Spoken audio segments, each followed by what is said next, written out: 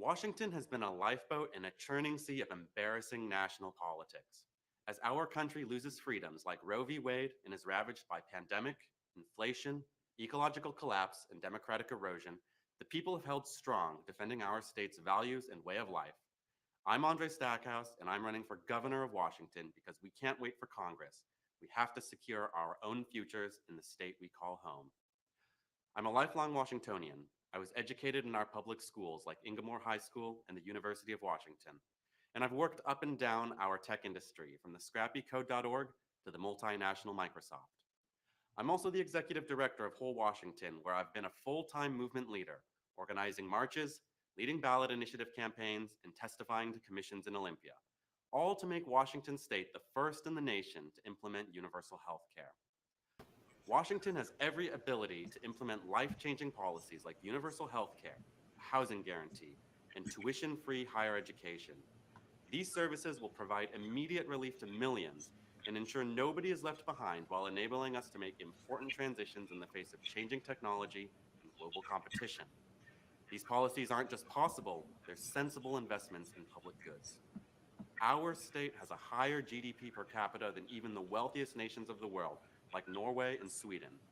It's home to 13 billionaires, leading industries, and top research institutions. But our greatest wealth is the ingenuity, independence, and compassion of our people. The world we want is possible today in Washington and is only a matter of political will. I aim to be that political will, whether through active citizenship or from inside the governor's mansion. I am your organizer, but you, my fellow Washingtonians, are the movement. Welcome to the Jaybefaunt channel. I am your host, James Fauntleroy. So good to see all of you here on this Tuesday afternoon. The Jaybefaunt channel is available on all major podcast platforms, so go ahead and subscribe there. Also part of Revolutionary Blackout Network, so you can see me there on Sundays and Thursdays. If you guys have not already, go ahead and give a like to the stream. This pushes me out to the algorithm so that I can get more eyes and ears on subjects like these, so that you guys can be more well-informed and we can be educated together. So thank you so very much for that. If you have not already, you guys can also sign up for my Substack at jaybefaunt.substack.com. This gives you email notifications whenever I go live, upload clips, or write any articles. So you have that there. So thank you so very much for that. We have a few subjects that we'll be talking about today. For this show, we have some breaking news that happened last night that I'll be getting into, and another story that I'll be also be getting into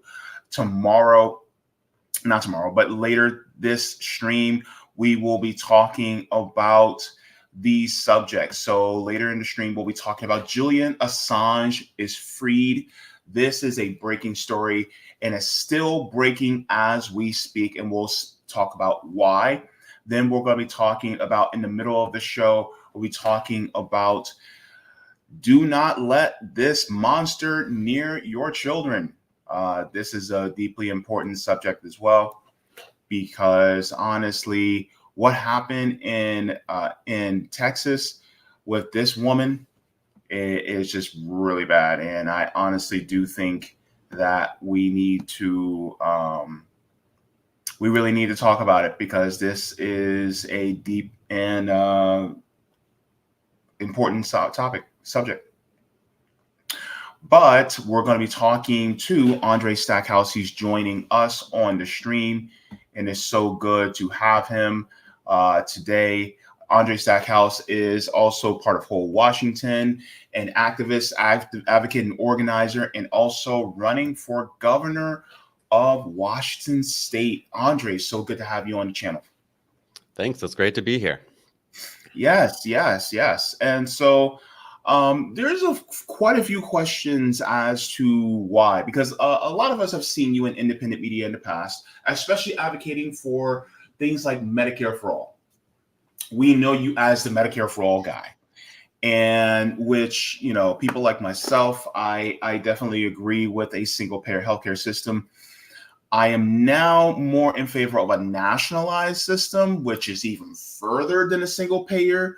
I think you and I are pretty much both on the same side on that for the most part. But as far as giving everybody health care, free at the point of service. We definitely agree on that. One of my biggest questions at first is why decide to run for governor of this state? Yeah, there's a number of reasons, and I think the first observation is some folks might remember our governor, Jay Inslee, who ran for president in 2020. He's actually currently the longest serving governor in the United States. He kind of surprised a lot of Washington's kind of political class by running for a third term. There's a sort of informal two-term limit on governors. There's not an official one in Washington, but many governors observe that. But after 12 years of Jay Inslee, you just start to recognize that an open seat in a statewide position like governor is a rare thing, and there's a much wider spectrum of open-mindedness and discourse, discussion when there is that open competitive seat. So, if I were to say run in 4 years against an incumbent governor, I don't think anyone would, pay half as much attention as they do when there's this open seat. So the first is just that there's this huge opportunity, and as a political organizer, we need to see opportunity and build off of these opportunities. The second is when you work on an issue like universal health care for, say, 6 years, like I have, you start to recognize that you might, for instance, say, well, it's not the governor's job to make universal health care. It's the legislature's job to pass a law, right? But, again, I recall that when Jay Inslee ran in 2020, there was a so-called public option, not a very good one, but a public option introduced in Washington state, sort of at the pleasure of the governor or whatever. And it flew right through the legislature. So when policy has the strong backing of a governor, it suddenly becomes way easier to make happen. So I spend all day hearing, oh, talk to this commission, this needs additional study, this, that, and the other. But if I was governor, a lot of that would change. It would be able to go through those hoops a lot easier, a lot faster. So everything that I've been working on becomes much easier with the backing of a governor. And the last is the opportunity to engage with the public and engage on these issues, to insert electoral issues that otherwise wouldn't be there. There are about 30 candidates in this race, but I'm the only one running on most of what you'll see on my platform. Okay. And so, I'm a big believer in you don't get what you don't ask for, and you can't ask for what's not on your ballot. So I'm putting this on the ballot, a real alternative. Okay. So we're going to get into that. And as far as, Washington's concerned, from what I know, Washington seems kind of like a liberal bastion.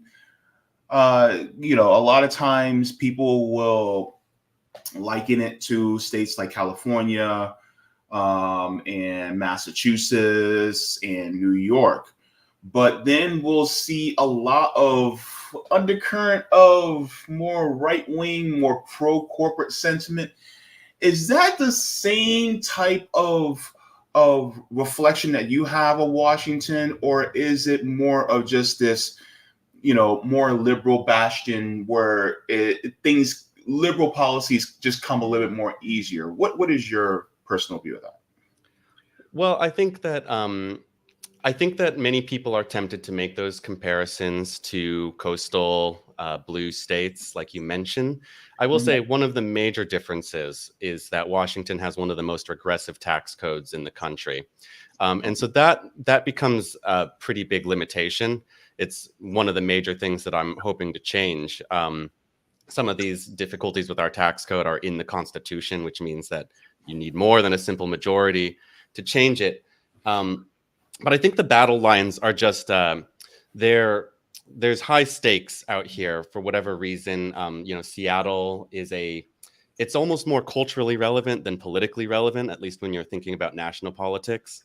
And so there's a strong socialist core, labor core in Washington. There have been many important moments in the history of organized labor that happened in Seattle.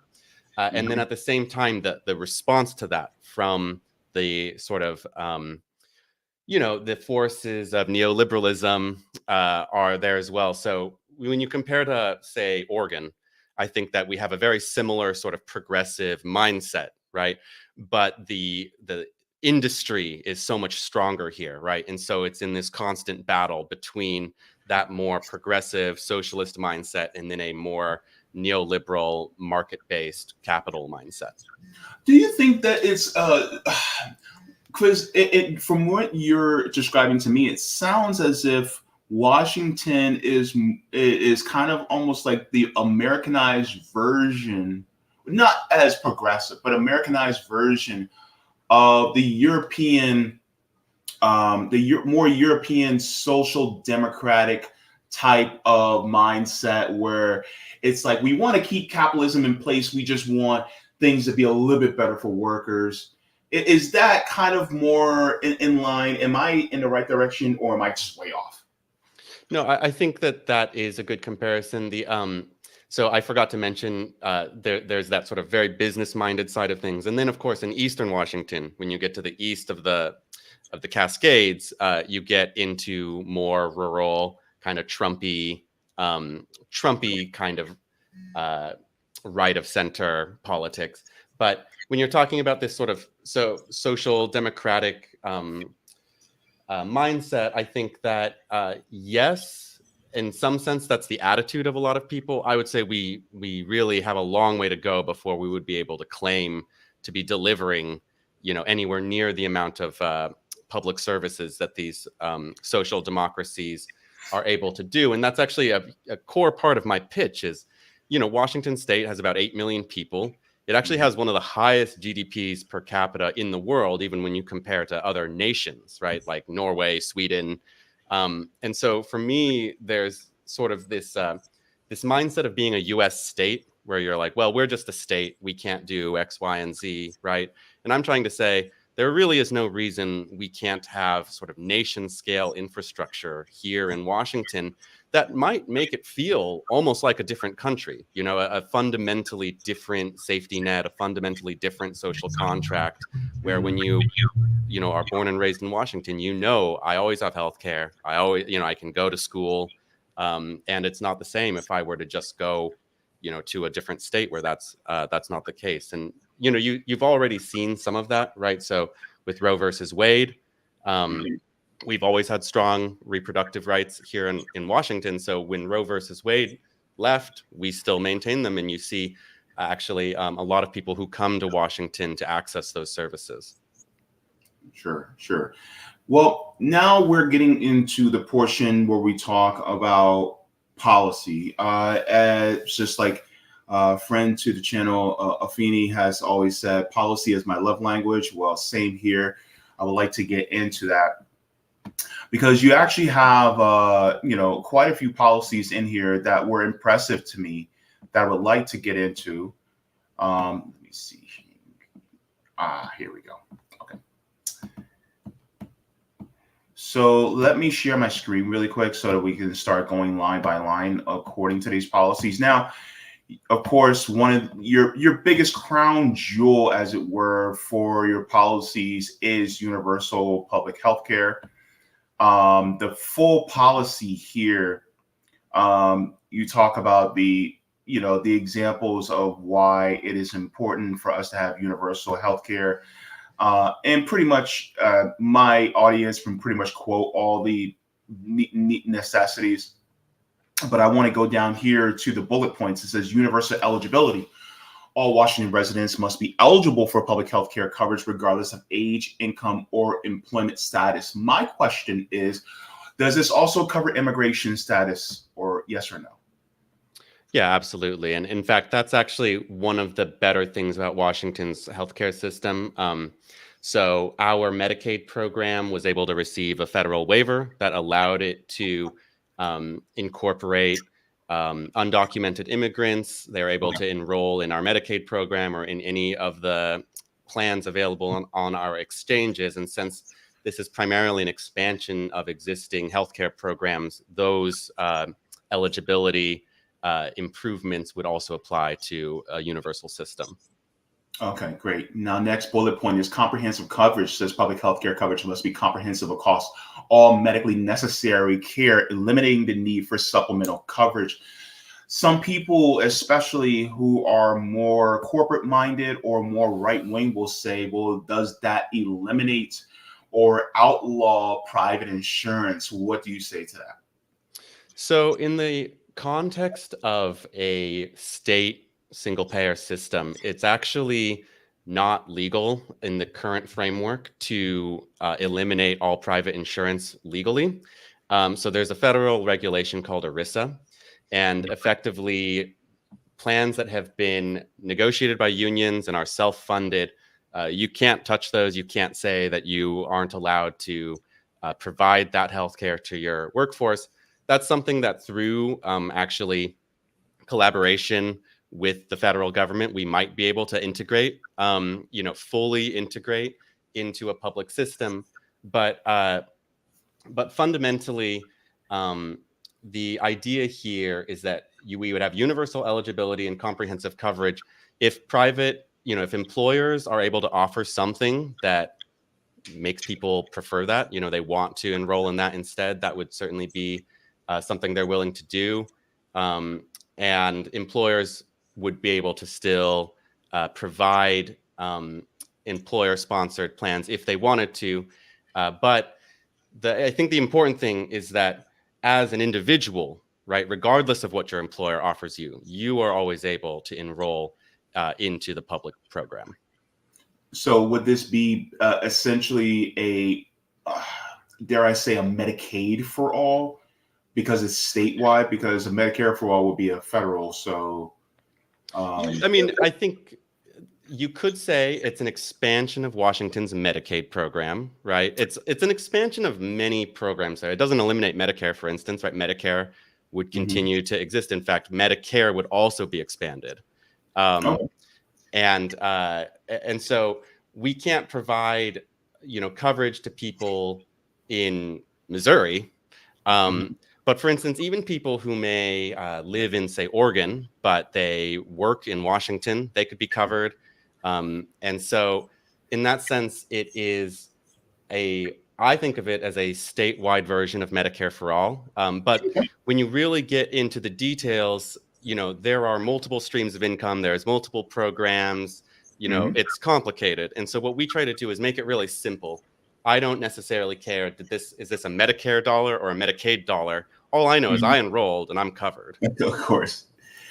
And one of the reasons why I asked this is because and to add to your point a little bit, this could also, how, for instance, so goes New York, policies, then, other countries, it domino effects into those. Same thing with California. I'm thinking of so goes Washington, then, or, people who are from Oregon, once they start to see that, oh, well, I'm working in Washington and I have this coverage whenever I'm there, maybe we can bring that over into Oregon and this can bleed into other states in order for them to start also having a more comprehensive universal healthcare system. So is that the same frame of mind that you're coming from, is to influence other states to go to also do what Washington would be doing if you were governor? Yeah, absolutely. So that's sort of what I was implying earlier when I said Seattle is more culturally relevant than politically relevant, or Washington State. I think of us as, we don't have like the most electoral votes because we're not a swing state. We very rarely get visited by presidential candidates and that kind of thing. And yet, in my lifetime, there have been two sort of politically impossible things that happened in Washington and then saw major proliferation beyond that. So cannabis, we were the first state to legalize that on the ballot. And that has been legalized in a lot of states. There's still, unfortunately, a federal prohibition. But then same with marriage equality, passed in Washington and became federal policy really not that much later.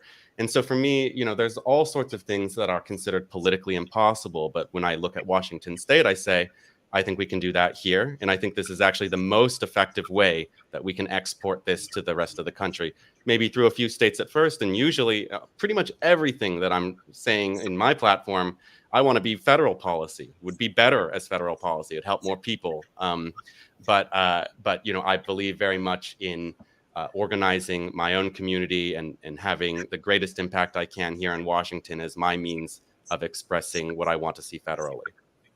Perfect. Thank you so much. The next bullet points are pretty much, it speaks for itself. Free at the point of service. All services must be free at the point of use to ensure every individual may seek care regardless of financial situation.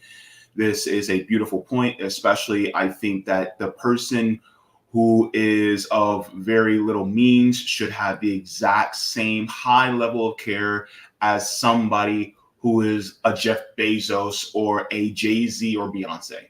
There should not be any type of lapse in coverage due to your financial standing. Nobody should have a lapse of coverage at all. So I completely love this point. The next bullet point is publicly financed. All public coverage must be financed through progressive taxation. And so, of course, I do agree with this. Progressive taxation would also make sure it is covered. Just a quick question so that, for the people who may be watching who may not agree with this type of policy, what do you say to those who say, well, how are we going to pay for it? Like they would say progressive taxation, but how is that going to help the quote unquote job creators, essentially? What would you say to that? Yeah, well, I think the easiest way to understand these two bullet points is really through analogy. So people think free, how does free work? People need money, right? And so I usually liken it to something like, say, the fire department, right? So we're all covered by the fire department. We don't think about it that much of the time. But if your house burns down and the fire department comes and puts it out, they don't hand you a bill afterwards. They don't send you one in the mail. And it's not because firefighters work for free and fire trucks don't cost money, right? It's just that it's already paid for. So I think that's a really key thing for people to understand. And we just think that healthcare should be one of those things that's just already paid for. And when it comes to the cost, I think one thing people need to understand is that they pay an incredible amount for their healthcare coverage if they're lucky enough to have it. And if you're not lucky enough to have it, this isn't going to cost you a thing. But if you have insurance through your employer, you have your wages every month going towards premiums. You have some of it going to Medicare, right? So I was at Microsoft before I was a political organizer, right? And every pay stub had this chunk going to Medicare, which is a program that I support, but I'm not going to be covered for that for 30 years, right? We're just saying we're paying for it already. In fact, we're paying twice as much as other countries. We just want the healthcare, right? And so, what we're proposing has some shifts from private spending to public spending. But overall, it's a huge reduction. It's about 5 to 13 billion less every year in terms of total healthcare spending. So this is a huge savings really for everyone. Almost everybody. And if you, there's some studies beneath that. Dr. Friedman has run 2 for us, but he actually has a breakdown for how this impacts different income groups. And it truly is only the top 1 to 5 percentile who's paying more, even a little tiny bit. And it's really only the top 1% that's paying like a significant amount more. And frankly, they have absolutely the means to do so. Gotcha. Okay. Thank you so very much. Now we're going to be moving on to housing. This is your housing guarantee. As you know, housing is very close to my heart. I just recently endured a housing situation myself, which is why I'm in a different location now. So I'll just read the blurb here just to get into it. It says, housing and healthcare addresses 2 deepest and the most basic needs for survival. It is nearly impossible for an individual to thrive if they don't have a roof over their head and the ability to have their healthcare needs addressed. It says, currently we live in a state which it is illegal to be homeless, a policy which fails to recognize its own role in making homelessness a permanent feature of society. Moving on to the bullet points, it says increase housing supply through new construction, increasing supply to meet a demand to help address rising housing prices. So do you see a major need? Because one of my things that, and I typically have a gripe about this, is that a lot of times people say, well, we just need to build more housing when we have a housing stock of over 16 million houses and units already. It's like, why not just make those more available to people who are unhoused instead of having to just build more housing? What do you say to that? Yeah, no, I mean, I think, there's not like a silver bullet with housing. And I think that, there are maybe some areas where increasing supply is useful. I mean, I think that we need to increase market rate housing. There's a lot of people out here, and so housing. Seattle is maybe one of the worst housing markets, and there are a lot of people who would love to buy market rate housing, and they're just, they get scooped up really, really fast. They get offers over listing price, right? And people just, even though they want to buy a house, they just can't, right? And they have a significant amount of capital to do so, just not a lot for Seattle. And I think that we don't just want to say, well, we're going to solve this with public housing, right? Or we're going to just solve this with rent control. I think that it's something where, for some people, they don't want to live in public housing, right? They don't want to live in certain kinds of housing. So there are many different housing needs. Some people don't want to own a house at all, right? They just want to rent, right? So I think we need to address the needs of many different types of people, all of whom are feeling very failed by the housing market right now. Okay. All right.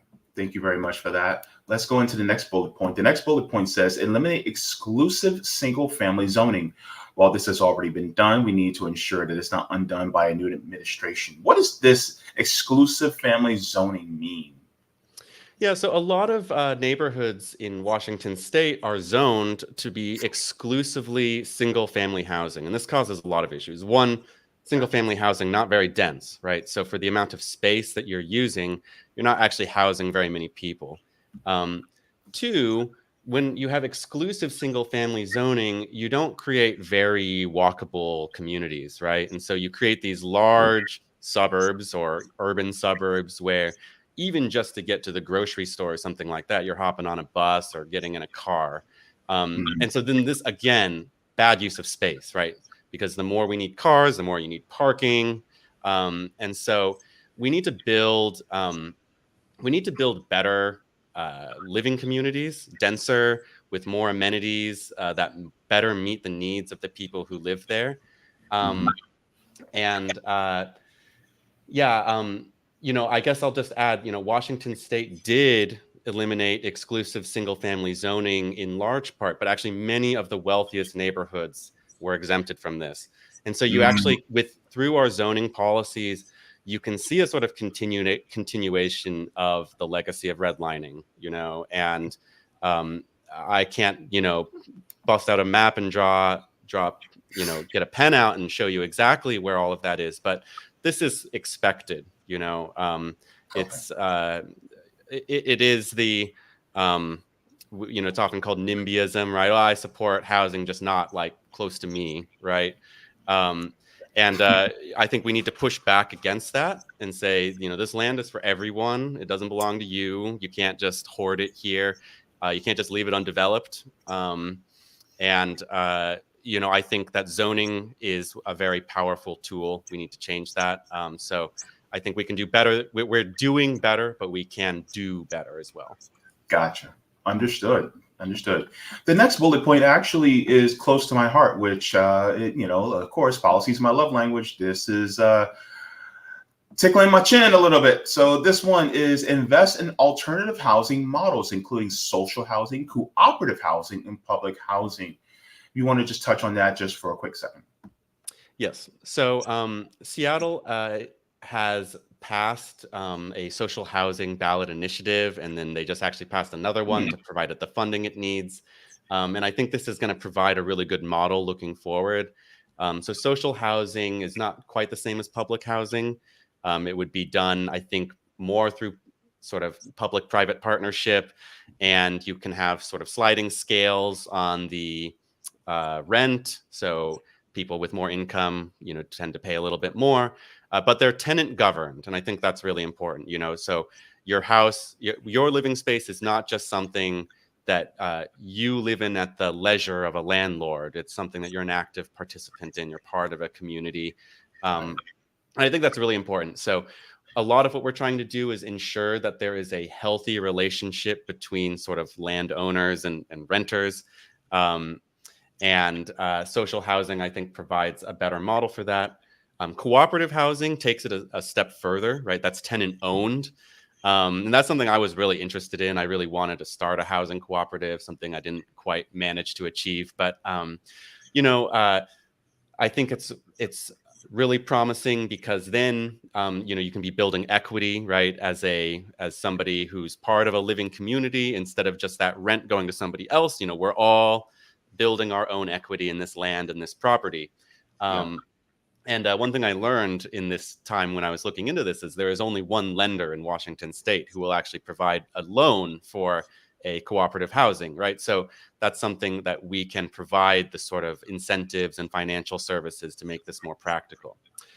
Public housing is, there's a legacy of public housing, right? And people often think of sort of housing projects that get very neglected and underfunded. But I think that public housing, like many public services, is really important. We need to ensure that when the market fails, when it does not provide what people need, that it really is the state that comes in and says, you still deserve a place to live, and we're going to provide you one. But these need to be mixed income. They need to be high quality. They need to not be underfunded. And that sort of mixed community, right, where it's not just, oh, this is where we dump all the poor people and then we neglect it, right? Well, when it's our house as well, right, when it's my house and my neighbor's house and my cousin's house, we're going to take better care of it. Yeah. Well, and just to point to what you said regarding public housing, a lot of people may not remember this history, but one of the things, public housing has been around for decades within the United States, and public housing was largely made up of white people back in the past, until what happened was the great migration to the suburbs, and then a lot of white people end up leaving public housing and going into homes in the suburbs. But a lot of these housing projects actually were housed by a lot of people who were predominantly white or exclusively white.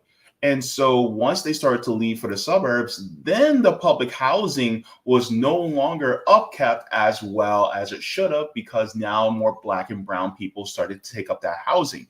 So really, there's a white supremacy angle to it. So if you were to continuously keep these housing projects well funded, right, then of course, then they won't be as run down. They will be kept up well. And then on top of it, if you have people if people see that it's cared for, then they also tend to care a little bit better about their surroundings as well, which also goes into, financially how they're doing and whatnot. So when people talk about, oh my God, public housing is so horrible, and it's like, no, it could be better if we just start paying for it. It's like a death by 1,000 cuts. This is what they like, what they're doing with the NIH. I'm sorry, the NHS in Britain. They're so slowly, choking it out because they don't want it anymore. But the thing is like, if you well fund it, it works really well. The cuts are often more expensive than the costs, because, this is a well-known statistic that homelessness costs more than the cost of just housing them, right? And you really see this. A big part of what I'm trying to do with this platform is to educate people on how these issues are related, right? So medical bills and medical debt and bankruptcy is the #1 cause of homelessness, right? But homelessness is incredibly bad for your health. And so then your medical bills go up, right? And then this costs, so you're getting defibrillated in the emergency room and you can't pay. Well, that costs the hospital, right? And then because we have vagrancy laws, which, by the way, we probably shouldn't, but that costs the law enforcement system to deal with that. It wastes their time, by the way. And so all of these things just actually have higher costs than actually addressing the problem. The same way that maintenance on your home, right? You can put it off, but your monthly bills and the cost of the repairs are just going to keep going up. Of course. Now, here's the next one. I've seen this proposal many times, but you want to do it on a state level, is enact a long-term vacancy tax to incentivize landlords to keep their properties competitively priced and occupied. So this really is just a means to, if, for instance, I saw this happen in New York where they were pushing towards a rent control. And so instead of actually renting to people, landlords would purposefully keep their apartments vacant and wait for the law to be repealed so that they can start renting and charging higher, because they rather eat that price of not having it occupied than to have it occupied and have rent being controlled. So it looks like what you want to do is if they have their apartments vacant for so long, then they will be taxed instead of keeping it vacant.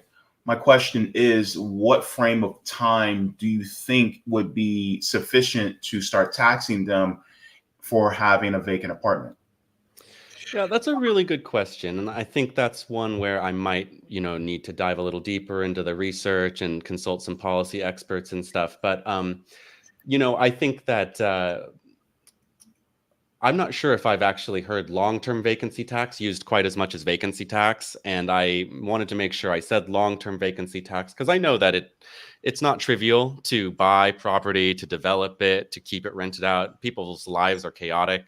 So people rent for a while. They intend to be there for a couple years, but then they move out. So I want to make sure that we don't make developing housing to be something that's just too much of a hassle that people don't do it, right? But we want to make sure that it's always better business to use your land than to just sit on it, right? And the problem with those vacant lots is that they're treating them as investments. It's actually more profitable to just sit on it than it is to use it, and that's not a good use of land when people need places to live. Of course, yes. And then the last one is make home ownership practical for the working class. While home ownership is not for everybody, nobody should feel forced into renting from a landlord due to financial barriers. Home ownership fosters stewardship of land, participation in the community, and starting of families. By ensuring that working folks have the ability to enter home ownership, we can raise the standards for all renters who will no longer be stuck in their situation. Landlords may still operate rental properties, but we'll have to offer real value over ownership to maintain tenants. So, yes. So I would like to move on to the next one. So now, outside of public health care and guaranteed housing, then you talk about tuition-free education. This one's pretty easy. So you want to expand public education to go beyond K through 12. How far do you think public education should go to be tuition-free? Yeah, that's another, great question because I included public universities, community colleges, and trade school.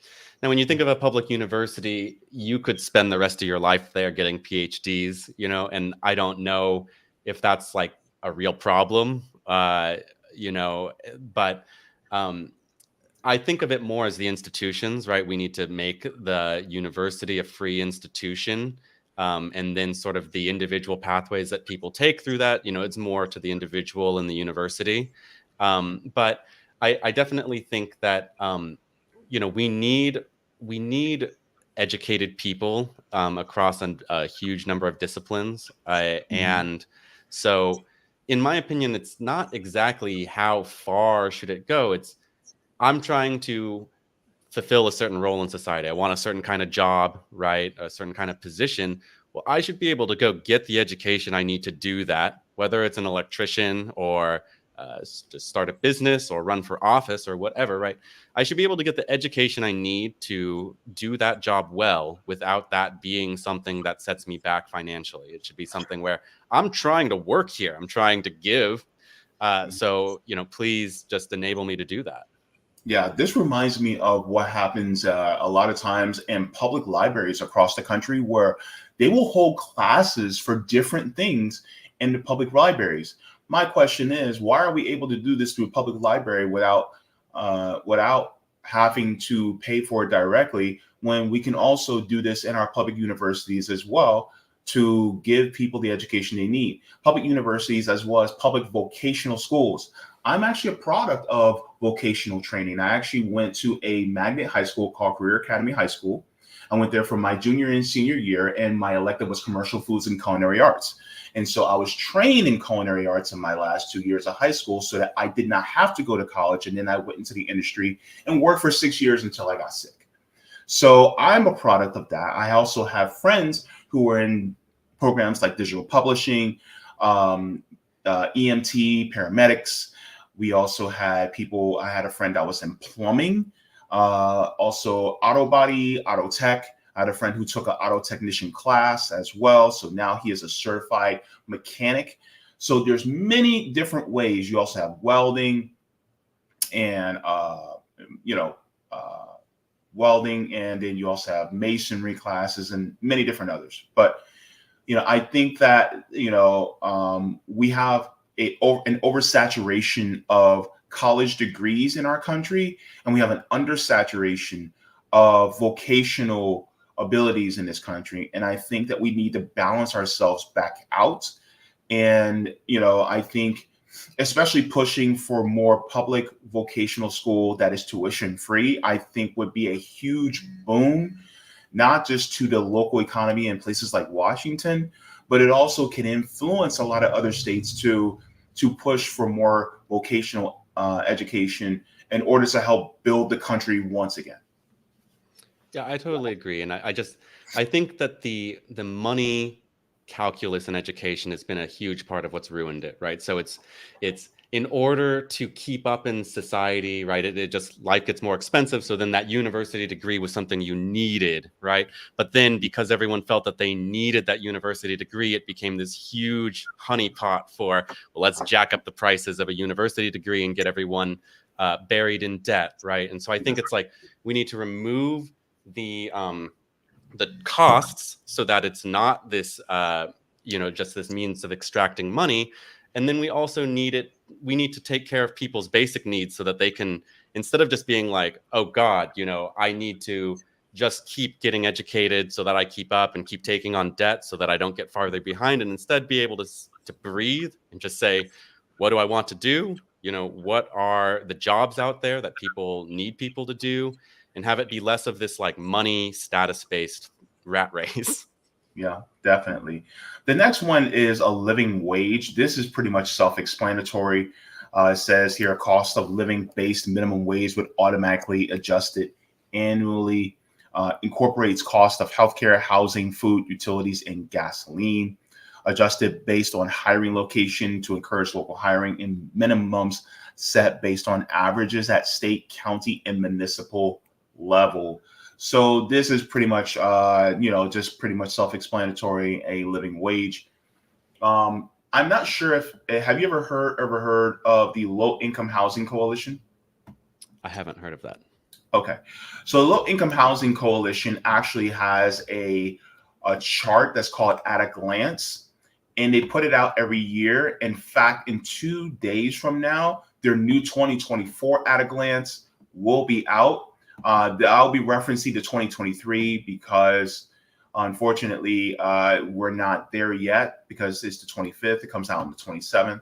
But just to share the at a glance with you. This, and I can always send you the link to this, but it shows how much do you need to earn to afford the modest apartment in your state. It says hourly wage required to afford a 2-bedroom rental home by state. If you go to Washington, it shows Washington state, your state, is actually number 5. It's the 5th most expensive state to live in, with the average wage of $36.33 per hour required to afford a 2-bedroom rental, which means you would need to work 92 hours a week in order to or needed to at the minimum wage to afford a 2-bedroom rental home. So you need to work 92 hours a week at Washington's minimum wage. Let me share this.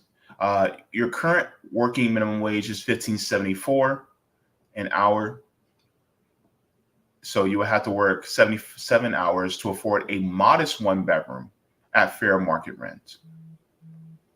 So it just shows how a true living wage would be at the rate of what you could afford to afford a 2-bedroom apartment, which would be well housing of $37 an hour. Yeah, Washington's expensive, and when I first put my platform out, it was just like this big list of like 17 things, and I had to narrow it down I didn't narrow it down, but I chose a few to emphasize, and I chose the 4 that we've gone over so far. So healthcare, housing, education, and wages, and put them under the banner of make Washington affordable, because the thing that people are really feeling is just that there's this huge affordability crisis. And people say, oh, the economy's good, right? And they look at things like employment or inflation, and then they wonder, well, why aren't people happier, right? And the reason is, well, okay, inflation is just one metric that says something about affordability. Affordability is out of control. I mean, those stats show you just how high the minimum wage would have to be to cover housing. But what I was included things like healthcare and utilities and things like that, because these are things that you need to truly have a chance of making it.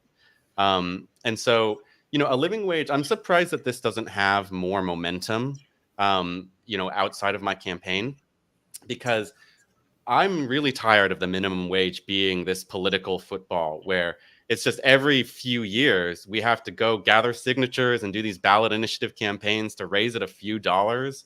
There have been some people who did great work in like Tukwila, Renton, Berea, and smaller cities in Washington to raise their minimum wage. But it's like the basic idea here is like, hey, if I work here, I should be able to live here, and that shouldn't be this constant financial anxiety.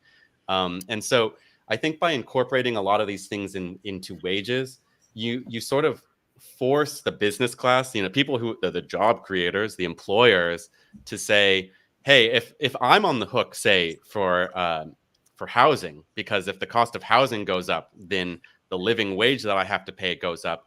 Well, then they become incentivized to say, hey, maybe I have an opinion about housing. Maybe I want more housing to be built so that as a employer, I don't have to, deal with the inflated housing prices in my wages. True. Yes. Moving on to these. This one actually piqued my interest. This one, a lot of people don't talk about universal basic dividend. It says universal basic income is possible at the state level and could be structured in a very similar way to the famous Alaska Permanent Fund, which pays out cold hard money to every Alaskan on a yearly basis based on Alaska's oil profits by enacting a windfall profits tax. The top businesses in Washington state, and then distributing those funds evenly as a direct cash payment to all Washington residents. The prosperity of our business sector will become synonymous with a prosperous people. No longer will business interests be seen and treated as separate from people's interests. So this is really interesting to me.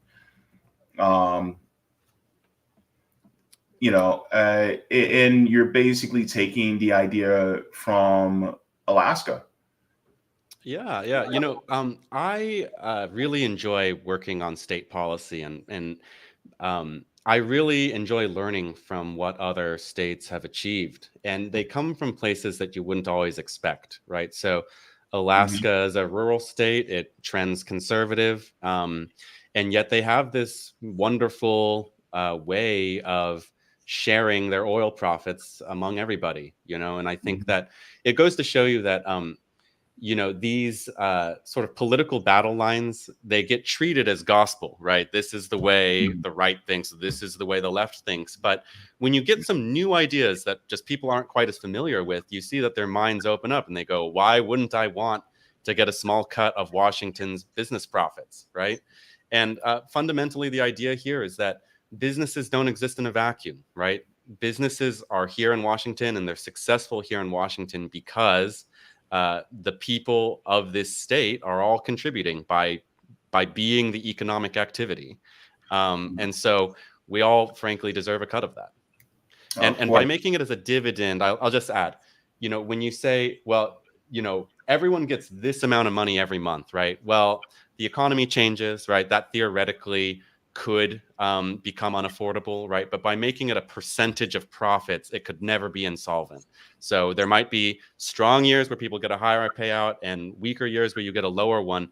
The point is not to say that this isn't actually supposed to be, oh, well, I need that in order to make rent. That's supposed to come from these other parts of the platform. This is supposed to be more like a bonus or a dividend that people are familiar with if they happen to own stocks or have a little more experience in the private sector. Well, it's giving money to the stakeholders. It's the cherry on top, right? Exactly. Okay, gotcha. One of the things that I also wanted to, before I get to fair, free public transit, which is something I also want to talk about, you talk about universal basic dividend. One of my question is that I did not see on here a reparations policy for American descendants of slaves. I know that the Green Party, which you are running with, also has a reparations policy. There is an extensive reparations policy under Dr. Jill Stein, who's running for president right now. What is your view of reparations and how would you implement it, especially towards uh, ADOS Washingtonians? Yeah, I think that reparations is a really important policy, and I think that when you think about the legacy of slavery, it's a huge stain on American history. Um, and that's why I think it makes a lot of sense as a federal policy. When it comes to states, I think the relationship between the sort of state's responsibility and the federal government's responsibility can be less clear. Washington State, for instance, was founded after the Civil War and emancipation. That absolutely does not mean that we don't have some legacy here.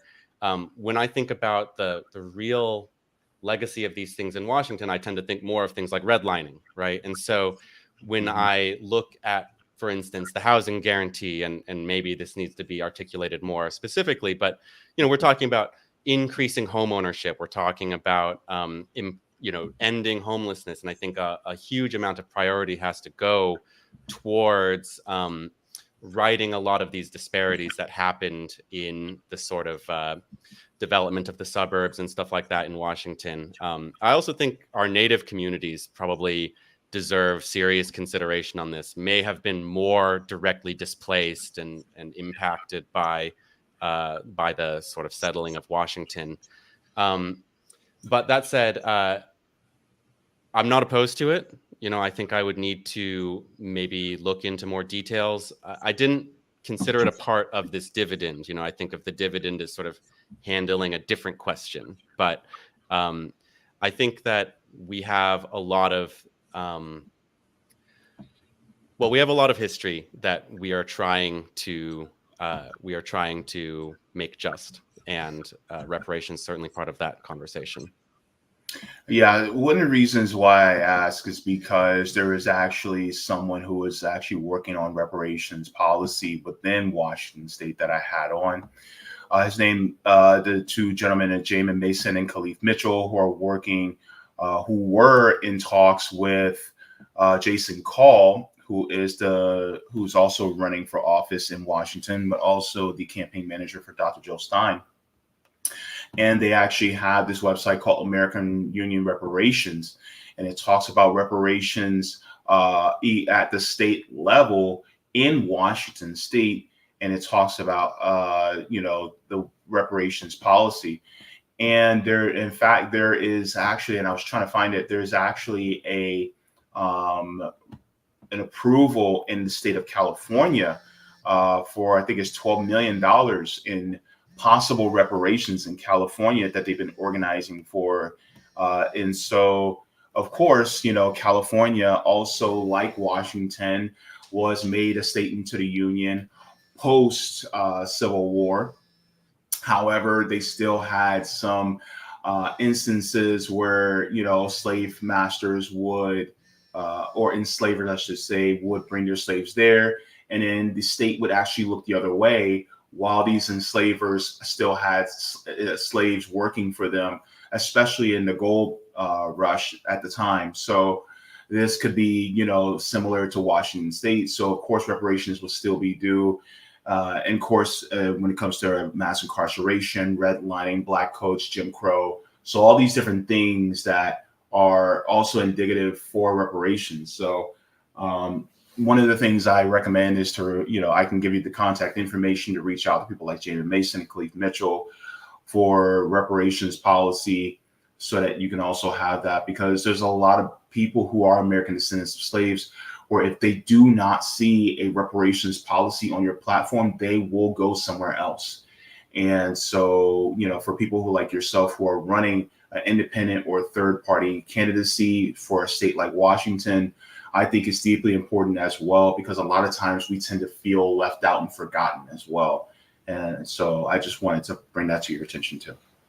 I appreciate that a lot. And I guess one thing I'm curious about, is when it comes to state level reparations, like my opinion is that states absolutely should deliver where the federal government has failed, right? And so if we can pick up this slack where we don't see this movement happening on the federal level, we absolutely should in Washington.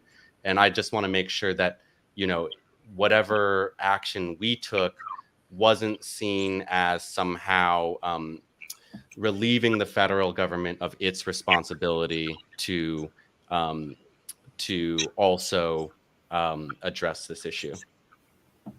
Of course, yeah, but I think it's a responsibility of both federal and state. It's just like, for instance, what happened in Tulsa.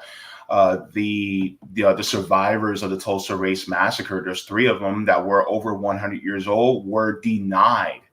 And so it's, the Oklahoma also has a responsibility for the reparations for that as well. In fact, while I have it up here, one of the people who's watching right now, Katie Lewis, actually wrote an article about this very topic, talking about justice denied, ongoing fight for reparations in Oklahoma. So, of course, there are people who would be in Washington State that would be owed reparations based on the inconsistencies and the looking away by Washington State. So I think that it would be a multi-pronged approach for states not only to give reparations, but also through the federal government as well.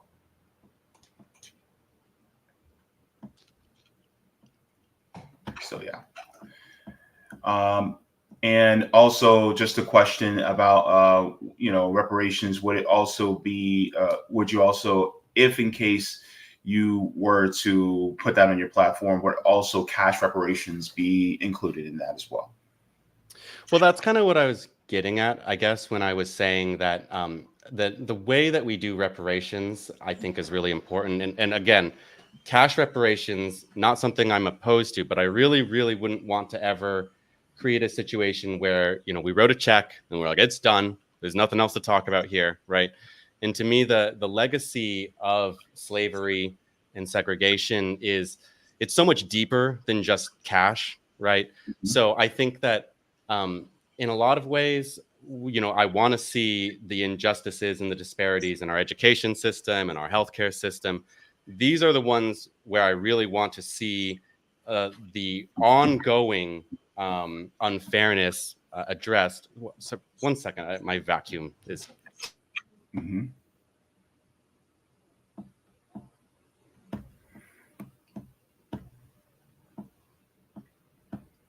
Apologies, I have a robot vacuum. No, I think it's really important to address the really deep causes of inequality, especially racial inequality, and then I think cash reparations, in addition to that, is really, really essential. So, I tend to be focused on the sort of structural issues that we still see. And then I think that the cash reparations make sense, but it's kind of similar to like we could relieve a lot of college debt, for instance, and then in a few years we'd see another college debt crisis. So it's sort of like if we do free college and then relieve the debt, we can actually end the debt crises and prevent future debt crises. So that's sort of the structure that I'd like to see, is the structural issues deeply addressed, so that we could make the case that the cash reparations, were actually more complete, I guess. Okay, so you want to take a multi-pronged approach. I see. And so, yeah, this is from Camille Moore. Said, historic moment, California commits $12 million for 2024-2025 to begin implementing reparations for descendants of slaves, making a significant step towards justice. This is the first commitment since Florida's Rosewood Massacre reparations, and before that during Reconstruction. Note this funding support bills that may be enacted into law, so continued advocacy is crucial. So she actually shows this reparations implementation funding. So just to share that was actually from California as well. And so I want to move on to the free, fair public transit, which is also something that I really like. As somebody that takes public transportation, I would like to see this, especially. It says fares as flat point of use fees are inefficient and regressive way to raise revenue to pay for public transit. Fare collection slows down transit service, requires expensive additional infrastructure, and creates problems related to enforcement. Fare-free public transit simply uses our perfectly good system of taxes and tax collection to raise all of the money needed to fund public transit, like roads, fire departments, and libraries. Public transit ought to be a service that was made widely available for free use to as many Washingtonians as possible. If you'd like to expand a little bit on that as well, I appreciate it. Yeah. So public transit is, I think of it as a public good. And that is to say that the more public transit that we have, the more people are able to move about the state and do the things that they need to do, and the less they need to rely on cars. So that's less pollution, but it's also less vehicle-related deaths and other things like that. Huge national high on vehicle-related fatalities. That's something that I really would hope to see if we could reverse. But there are lots of ways to encourage people to use public transit more. So better service hours, better range, better coverage. What I like about fare-free public transit is it's so I could have just said expand public transit, right? And that means there's all sorts of expansions that I get into. But fare-free public transit has this quality where it changes the way people think about it, right? And they start to say, oh, I get it. I could just hop on the bus, right?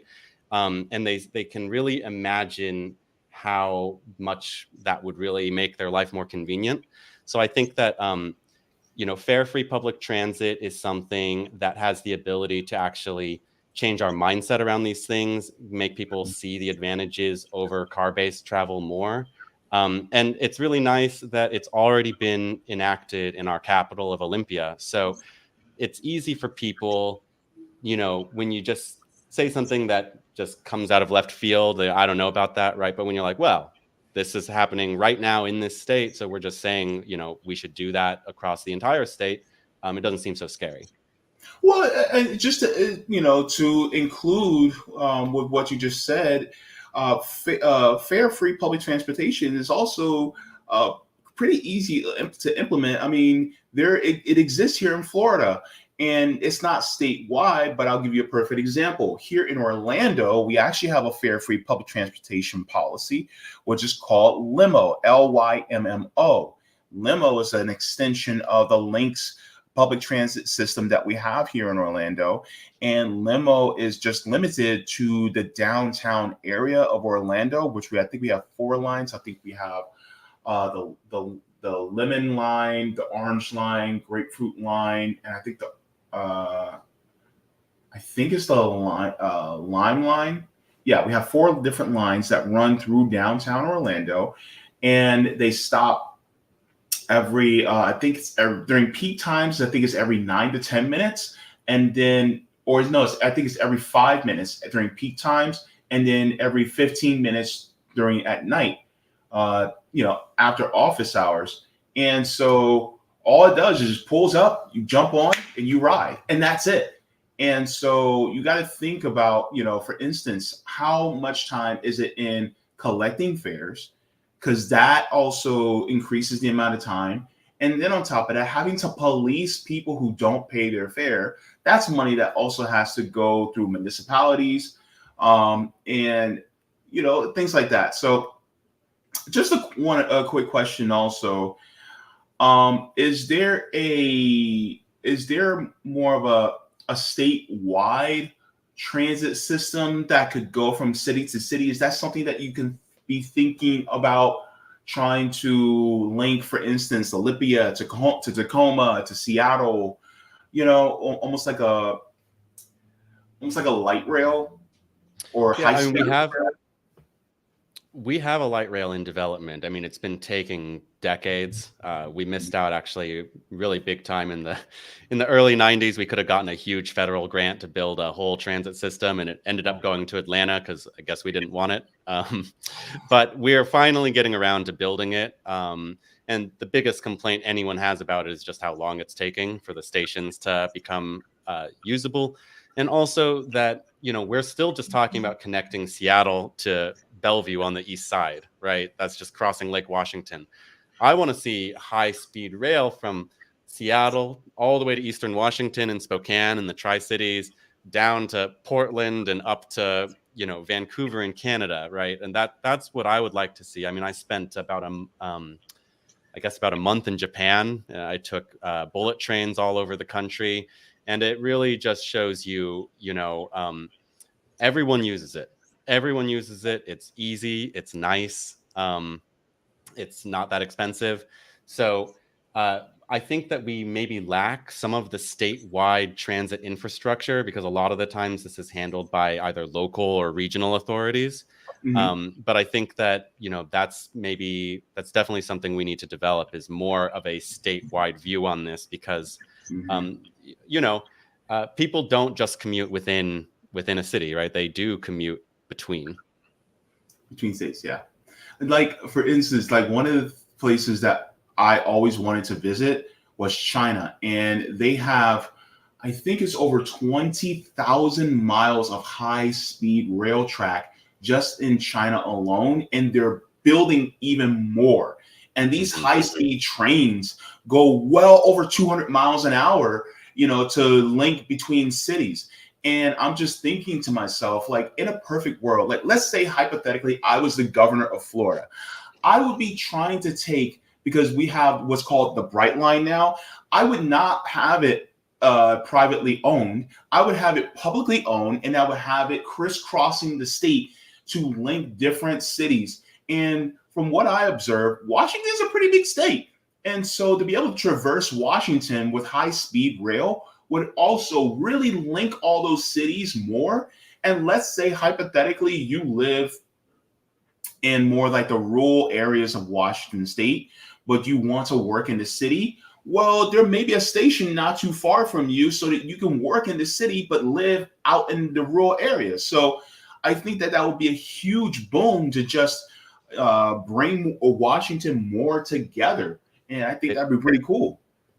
Absolutely. I think the connections between people is really important, but also, we were talking about housing earlier, and like you've pointed out, there's a lot of room here, and that's kind of what I'm getting at. If we just use the space that we have, if we use the funds that we have, we really can address all of these issues. So I think that just, you know, connecting people and making better use of Washington State is a really good path forward. I have one more policy. Is that okay? That I want to go over. Okay. So this one I wanted to go over really quick was public banking. As you know, people who have watched this channel, I've actually talked about public banking many times before, and I see it as a great way in order to implement infrastructure. And so you actually talk about public banking here. And public banking, just for people, is really just a bank that is the bank exclusively for the state. And it is not necessarily open to the public, but the use of the bank is for the public for especially infrastructure. So I can liken to it like this. Whereas if you are with a commercial bank and let's say you make a deposit of $100, that bank will take your money. They will store your $100, but they will also take your $100. They will put it into the market, grow that $100, let's say to $1,000, and then they'll keep that $900 and put that $100 back into your account that you've been storing. And so they basically made money off of your money. Well, what if we took our tax revenue that we had and then put it into a public bank, grew the tax revenue into the market, and then whatever that tax revenue that grown, that same revenue is put back into the public sector in order to do infrastructure projects, like, for instance, a high-speed rail within the state. So that's basically the gist, the simple gist of a public bank. So if you want to expand on that a little bit. Yeah, I mean, I definitely got interested in public banking because I recognized that it was something that was going to make all the other things that I want more feasible. And so then I looked into, has anyone been working on this? And I found the Seattle City Council feasibility study, and it really illustrates why we need this. Because Seattle City Council unanimously voted to divest from Wells Fargo, which is the depositor for all city funds. They did. And the reason was because they were invested in the Dakota Access Pipeline. So they kicked off this huge study to figure out what they were going to do with the city's funds. And ultimately, they couldn't find any bank that could basically handle their needs that wasn't also invested in the Dakota Access Pipeline. And so they ended up renewing their contract with Wells Fargo, right? So the best thing we got out of it was the feasibility study, which does help us kind of chart how we could do this. But there's lots of, little things. So like I mentioned, those housing cooperatives, right? Our public bank could say, we want more cooperative housing, so we're going to provide the loans for that, right? Like you're mentioning, you can raise revenue through investment rather than through taxation. People don't like taxes, but investments to fund things is great. I'll just add, there are legal challenges for why, the services provided to people might be different than a regular bank. There are actually ways around that, but, we are one of those states that has legalized cannabis, but it's still all cash because, if you're working with banks that are part of like a federal network, right? And then there's federal prohibition, they don't want to deal with it. But a state bank could say, look, this is our money. This is our state. This is our industry. And so, we are going to provide the credit services and stuff for people to pay with plastic. Yeah. So this bank, a public bank of Washington, would be very similar to the Bank of North Dakota, which is pretty much, I think, is the only public bank in any state in the union. So Bank of North Dakota actually was integral in shielding a lot of people in North Dakota from the financial crisis back in 2008. So they didn't feel as much of the sting of the financial crisis because they had that public bank. Something I would like to share with you. I had a guest on here named Nelson Betancourt, as well as Alpha Maturity. They're from the National Public Banking Institution. They actually put out a chart that I would like to share. I've shared it before on here, but I think it's really great. It's called At a Glance. It's an infographic about how public banking actually works. And this is very educational, and it talks about the difference between public banking. So it has different depositories, and this has a public bank, benefit bank corp, credit unions, local community banks, and big banks. And it shows all the advantages of what a public bank would entail. And it talks about like how it could be implemented, talks about full transparency by the public, having public advisory boards.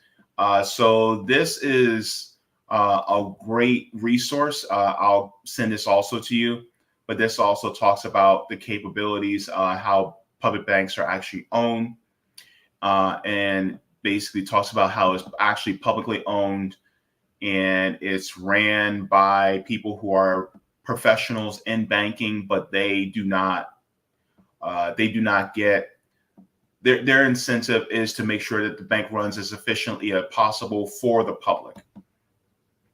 So yes, so I would just like to share that with you as well.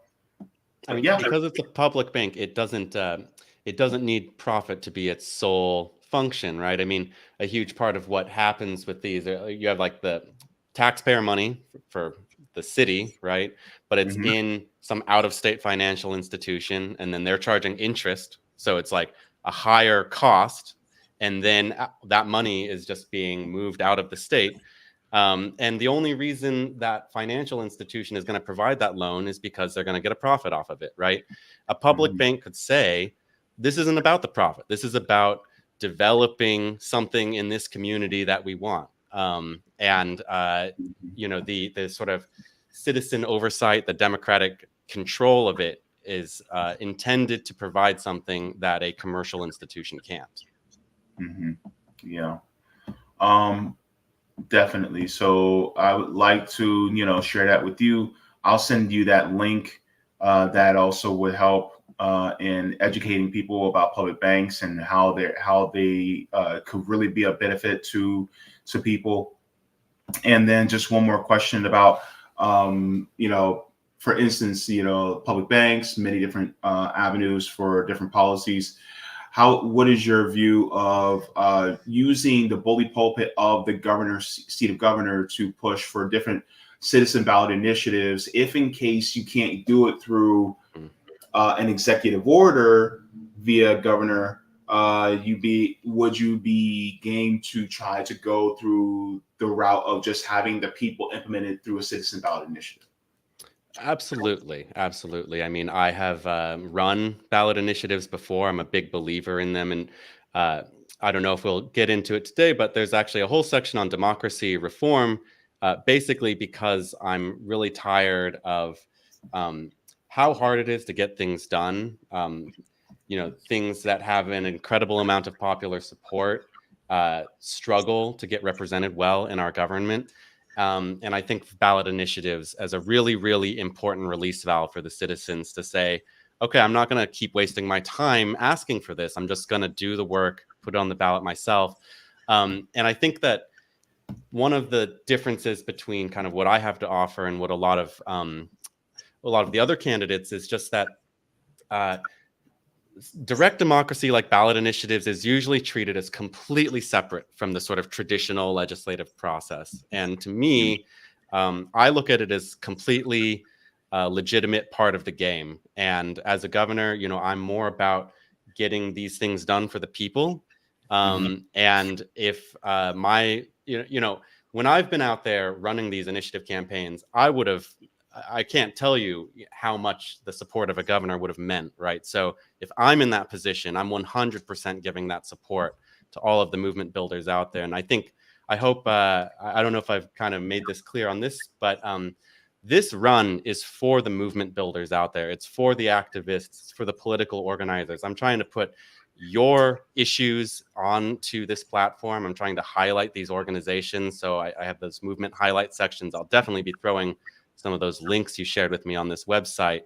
But I'm trying to take political movements that already exist and say, we're getting these things over the finish line.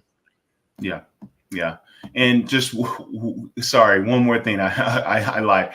But there was a tweet by Jason Call that was put out a couple days ago where he talked about electronic signatures for ballot initiatives, as well as getting people on the ballot in the state. Are you for being able to have signatures collected electronically for instance, for getting people on the ballot in the state, for ballot initiatives and things like that, for petitions? Yeah, so absolutely. I mean, one of the biggest challenges we've had in the last couple of years when I've been doing this has just been like COVID, right? Made it really hard to get anyone to want to go out and gather signatures or be approached by someone and touch a pen, that kind of thing, right? So we really saw the need for this because, we had to collect wet signatures with a pen out in public, right? In some states, it's even worse. You have to get it notarized. But these are pretty obvious barriers to citizens getting things on the ballot.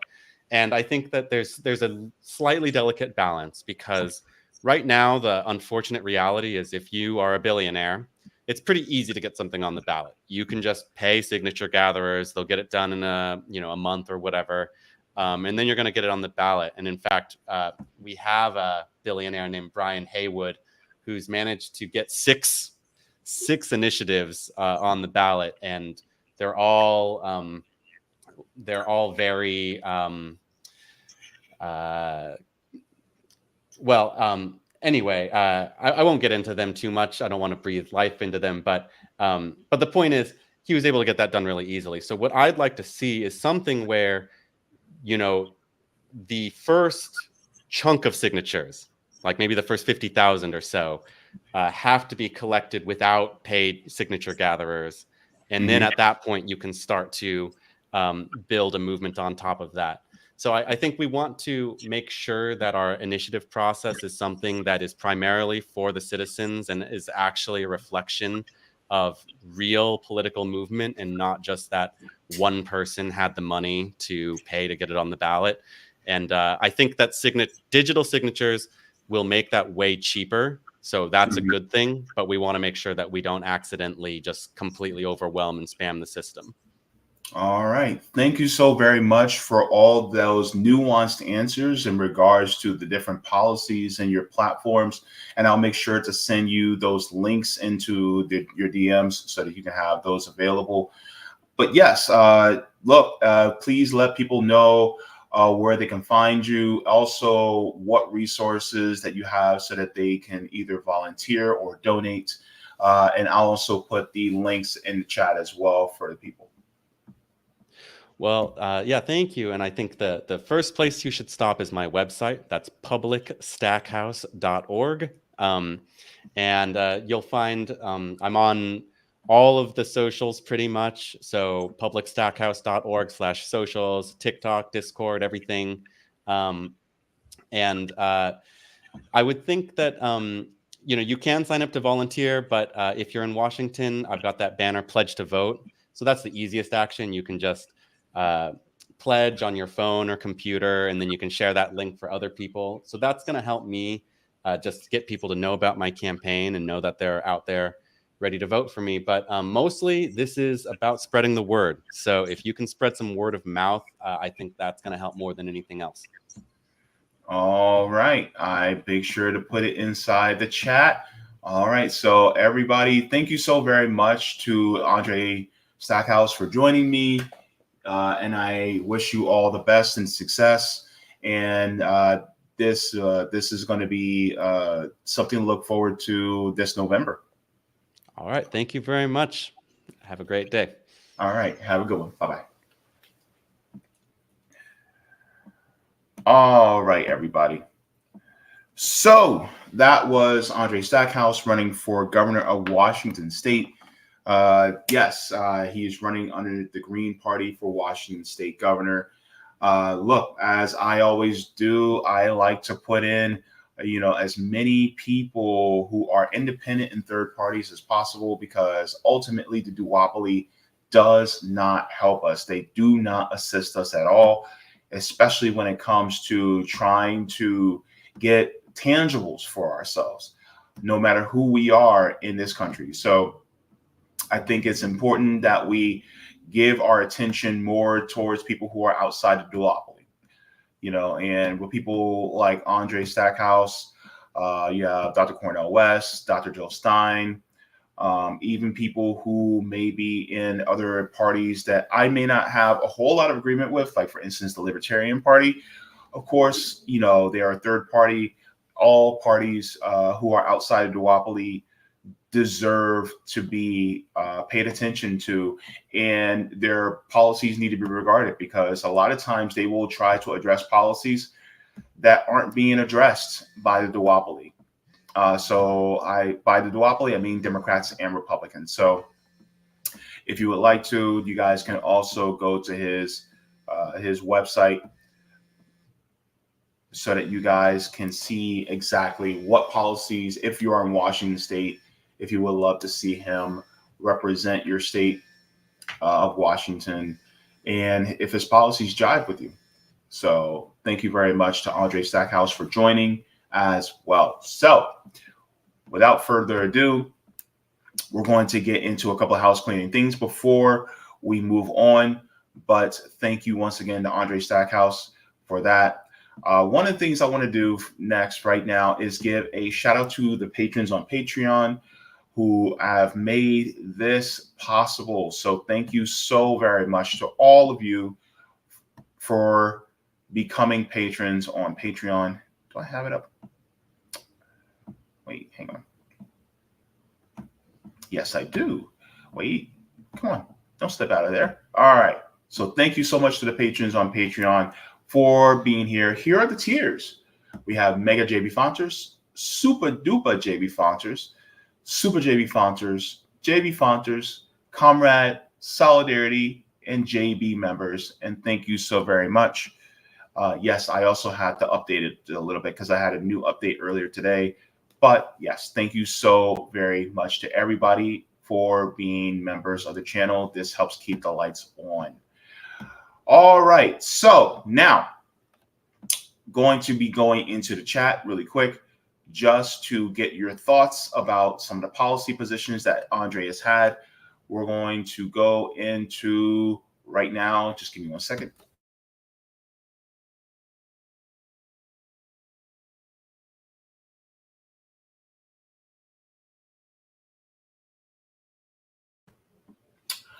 Oh, that ginger is strong in that tea. Woo.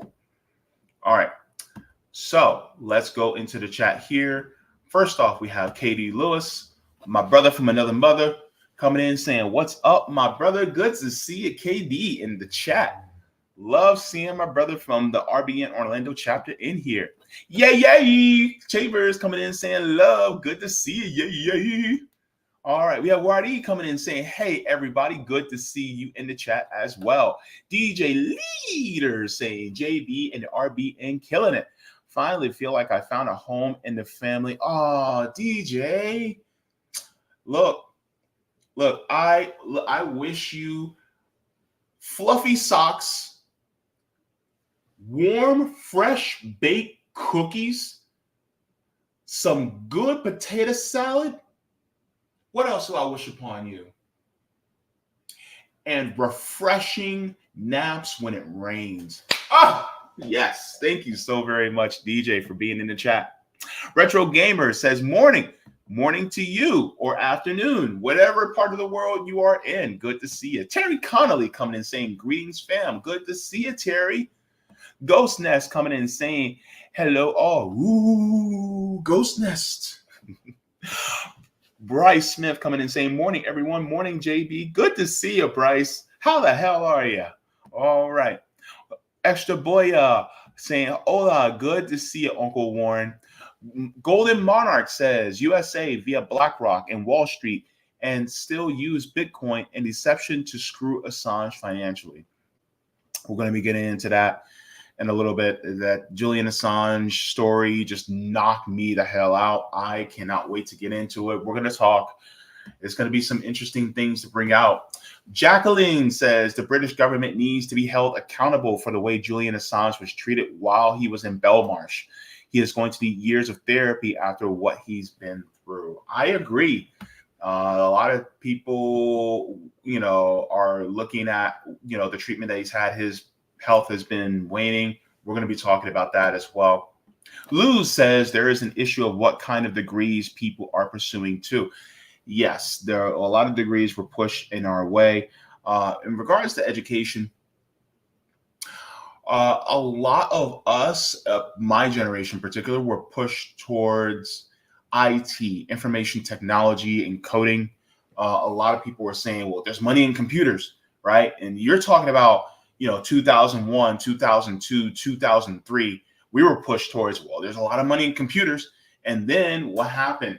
These, inflated, and everybody's now in IT. And next thing you know, now IT's not paying as much.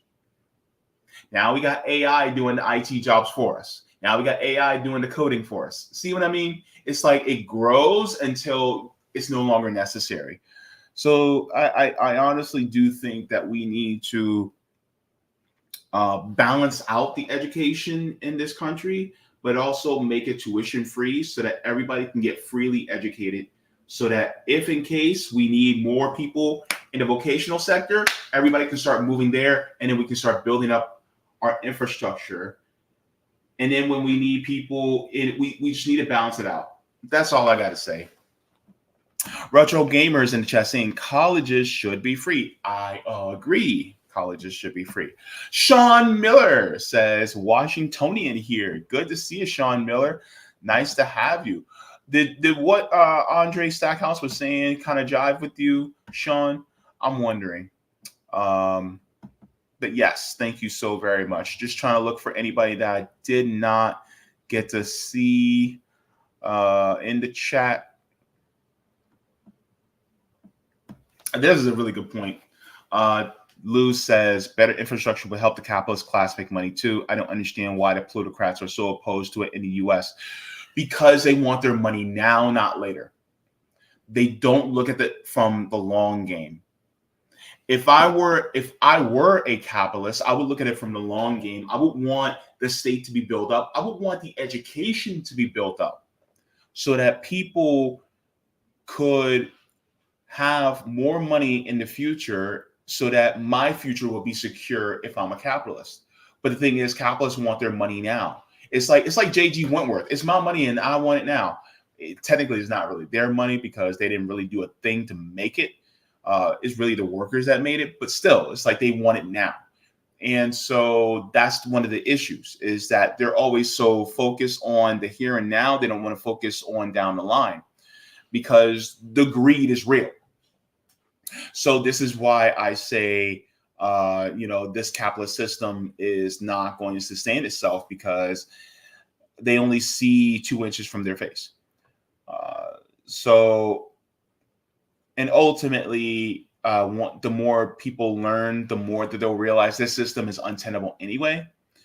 So the capitalists are just trying to get their, grab their, their money. They're trying to, secure the bag, as it were, as fast as possible, so that they don't have to worry about it in the future. So, yeah. And Golden Monarch also, yes, because cheap labor, greedy, and selfishness serve IPAC. Yeah, thank you so very much for that. Let me see, just checking to see. Yeah. Yes, Jacqueline, we're going to talk about this. Was anyone else in the chat aware that there was a plea deal on the table before this happened, or was this news completely out of the blue? Yeah, we'll be talking about that in a second.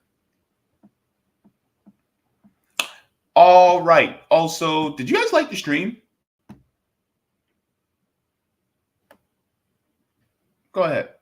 Do it. Thank you so very much. So I'm going to check the rock.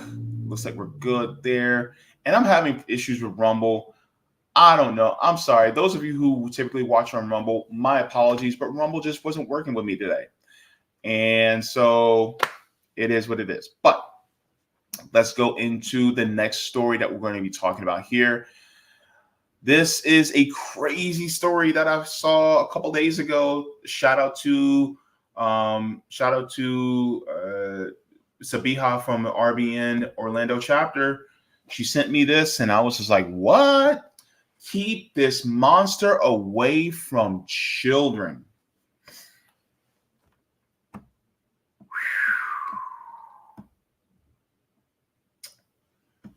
So,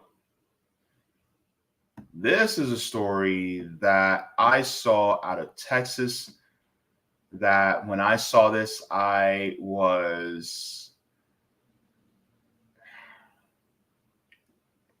it is no wonder why so many people who are Muslim and Arab have fear in this country. I know there's a lot of people who talk about, there's a lot of Zionists will say, "Oh my God, I'm so scared because all these people are saying from the river to the sea, Palestine will be free." And it's like, freedom is considered dangerous to you? Okay. But when you start to think about what happened to Muslims since October 7th, so you have a 6-year-old boy that was stabbed 26 times to death in Chicago. Then you had 3 young Palestinian college students who were shot at. One of them is paralyzed for the rest of his life because he's Palestinian. And then now this story because of a little 3-year-old girl was nearly drowned to death because she was Palestinian. Let's get into this story. You got to see it to believe it. This woman in Texas tried to drown this little baby. Let's go. Today, Muslim community leaders and state lawmakers gathered in North Texas, calling for harsher penalties after an alleged racist attack. I'm shocked and appalled by this alleged racist, Islamophobic occurrence. Euless police say it happened on May 19th at this apartment pool off Highway 360. Investigators say a Muslim woman wearing a headscarf was at the pool with her 2 young children when 42-year-old Elizabeth Wolf entered the pool area. Police say Wolf was very intoxicated and began asking the mother where she was from and if the 2 children were hers. Then Wolf jumped in the pool and started trying to force the heads of the 2 children under the water. According to the mother, the 6-year-old son was able to escape, but her petite 3-year-old daughter was unable. Investigators say bystanders were able to pull Wolf away from the children, who both survived, and that while Wolf was being arrested, she allegedly made statements about the Muslim family not being Americans. The attacker reportedly shouted to a bystander woman who was calming the mother down, "Tell her, quote unquote, tell her I will kill her and I will kill her whole family." Activists say This is Zionism. Make no mistake about it. This is the influence that Zionism has had on our country. Now, I said Zionism. I did not say Judaism, because Zionism and Judaism are 2 completely different things. Judaism is a religion, and that religion largely is about acceptance, peace, tolerance, what have you, right? Zionism, which is the second, is a political ideology built on settler colonialism and land theft. It is a supremacist ideology. They are not one and the same. You have Christian Zionists out there as well, Joe Biden being one of the foremost of them. He is not Jewish at all. So therefore, Zionism and Judaism are 2 completely different things. Zionism has had a massive influence on this country and has pushed Islamophobia and this disdain and aversion and fear of Arabs in our country for quite some time now. Even to the point where a child, a 3-year-old, a toddler is regarded as evil and dangerous just because of their ethnicity. And this is why organizations, political organizations like IPAC and J Street, let's call it all out. This is why they are dangerous, because they continuously influence our governments in order to push the power of a foreign state to have control over our politicians. And I think this is why we need to rein this in, because no foreign state should have this much power in our governments. And here you have the life of a toddler almost completely snuffed out because a deranged monster was influenced by Zionists that have run roughshod in the halls of our legislature. Let's continue.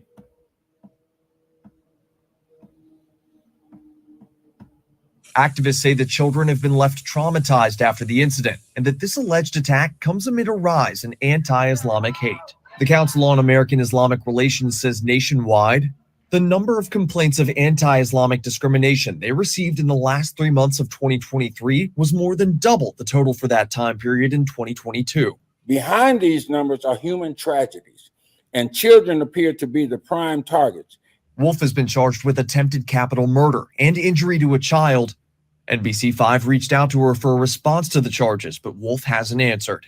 Activists are now pushing for this case to be handled as a hate crime, saying prosecutors need to send a message that alleged attacks like this one won't go unpunished. Hate against one community is hate against all of us.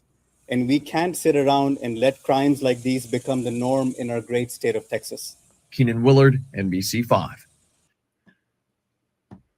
So that is what has been happening in Euless, Texas. This woman is, to me, no different than the IOF, no different than an IDF soldier that is committing mass murder in Gaza.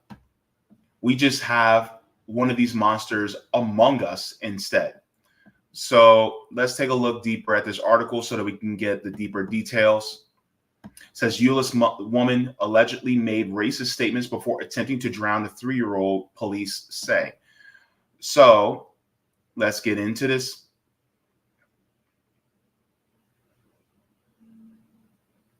It says Wolf was initially placed under arrest for public intoxication.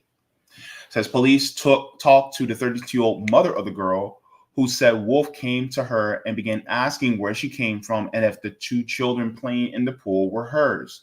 When she said yes, Wolf allegedly grabbed the woman's 6-year-old son and pulled him away from her. He was scratched on the finger during the incident. While the mother was helping her son, Wolf then allegedly grabbed the woman's 3-year-old daughter and forced her underwater. The apartment resident, Emma Aziz, said that she was at the pool that day.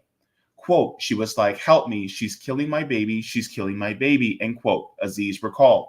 Aziz said she's called for a man to help save the girl while another person called 911. Quote, it was crazy. You know, I was shaking. My son was there. Everybody was like really, really terrified, end quote. The mother was able to grab the girl, who was yelling for help and coughing up water. Both children were later medically cleared by paramedics. The mother of the children says during the incident, Wolf made comments about her speaking another language, not being American, and other racial statements. So here you have the evangelical, Zionist, ultra right-wing sentiments coming out, which is pushed and pursued by our elected officials. This isn't just pushed by people on the right like Donald Trump. It's also on the center right by people like Joe Biden and the Democrats. And I say center right because the Democratic Party and liberals is a center right ideology. And these people, the Democrats and Republicans, push this anti-Islamic, anti-Arab type of sentiments. Anybody that has a modicum of melanin in their skin is seen as dangerous in this country. Trust me, I know.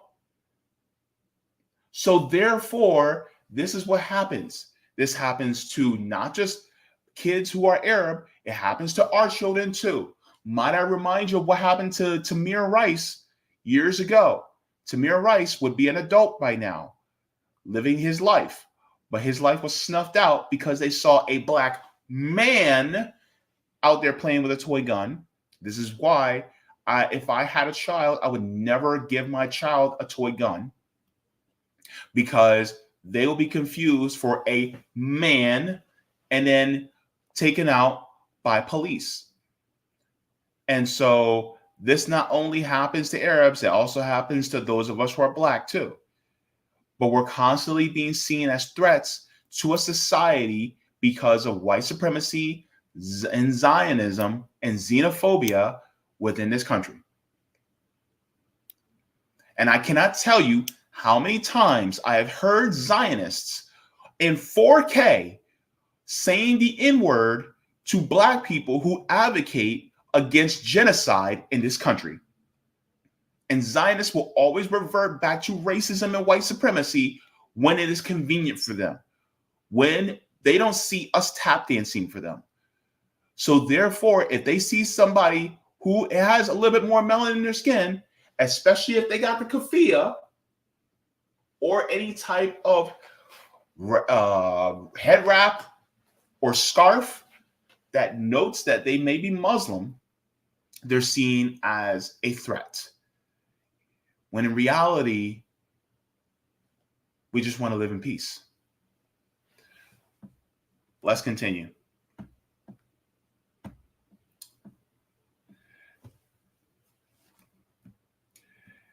Kier says the mother of the children was wearing a hijab at the time of the incident. Quote, the police were called and they were taking her away. She told her that she was going to kill her and her entire family, end quote. That was from Mustafa Carroll, Kier, Texas executive director. At the news conference on Saturday, Carroll read a statement released from the family. Here's what the family said. Quote, we are American citizens, originally from Palestine, and I don't know where to go to feel safe with my kids. My country is facing a war, and we are faced that hate here. My daughter is traumatized. Whenever I open the apartment door, she runs away and hides, telling me that she is afraid the lady will come and immerse her head in the water again. I want to stop here and humanize this family. They are traumatized for the rest of their life. These little girl will be traumatized for the rest of her life because of this monster who decided to try to drown her, all because of her ethnicity, all because she was Palestinian.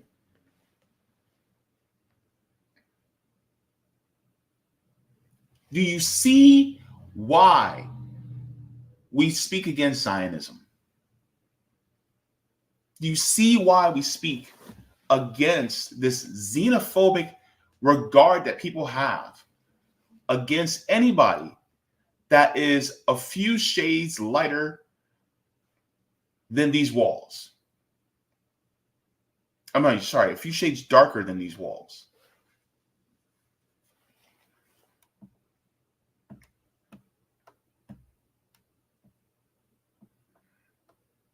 They are American citizens.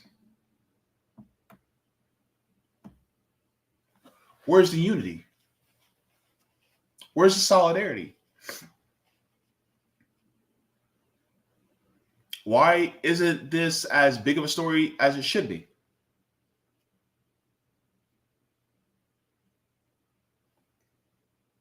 It should be a big story.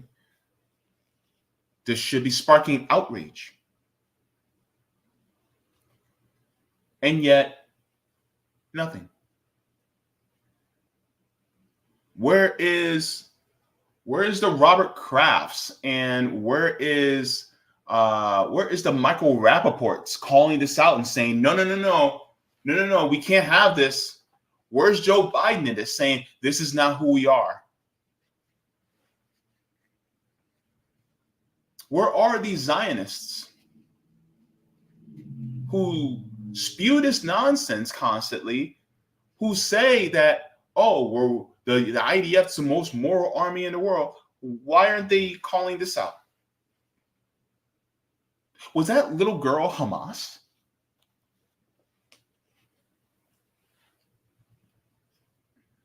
Why aren't you calling that out? Oh, I'm sorry. Because what if that little girl had been born in Palestine and was still living there now? She probably will be dead. So if you don't care about if she had been born in Palestine, then you wouldn't care about her being born in Texas. You don't care. Zionists don't care. Because anybody that's Palestinian, they want them anywhere in the world. Because ultimately, Zionism is a supremacist ideology.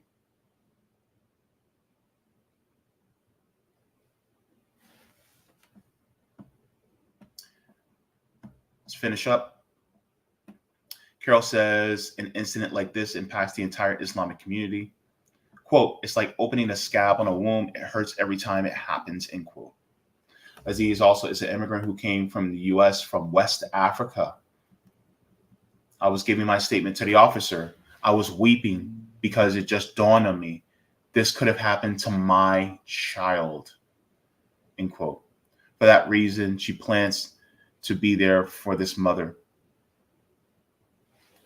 So, Wolf is being charged with attempted capital murder to an injury to a child.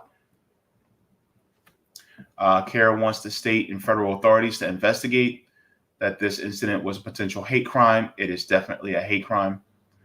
Fox 4 asked Euless police about the potential for hate crime charges. The DA's office says it is believed to be an offense that was committed because of bias or prejudice, and that is part of the case that has been filed with the Tarrant County District Attorney's Office. So that's basically what happened here. But make no mistake, this is one of the reasons why a lot of us are protesting and calling out the genocide, really the mass murder that it is. This is why we have to continuously call this out. This is an extermination of a people. And now some of those people who live here in the United States, you have other people, monsters that are trying to exterminate them here. And this is why we need to keep speaking out. This is why we need to keep moving hearts and keep pushing hearts to be open to a people that may be slightly different than them, when in reality, we're all really the same when you get right down to it. But we need to keep pushing against this genocidal ideology that continues to look at other people who are different than them and hate them based on them wanting liberation. It is not right. And so just, keep your eyes peeled for people who may have this type of intent. If you see somebody harassing someone who may be Muslim or Arab, please make sure to speak up safely, especially those of us who have more of a privilege, like those of us who are cis men. Speak up. If somebody's getting in the face of somebody because they're Muslim or maybe wearing a hijab or something like that, make sure to be as protective of them as you possibly can. If you are a woman and you see a child that may be, Arab or Muslim, make sure to speak up for them, especially if you're white. Use your white privilege. Be a Karen for the good cause. Use your Karen powers to advocate for people who are disenfranchised, especially if you're a white person. But we all got to come together, you know, and it's not just towards people who are Arab, it's anybody who's marginalized. Because if somebody didn't step in when that baby was being drowned, this story would have been a lot more worse.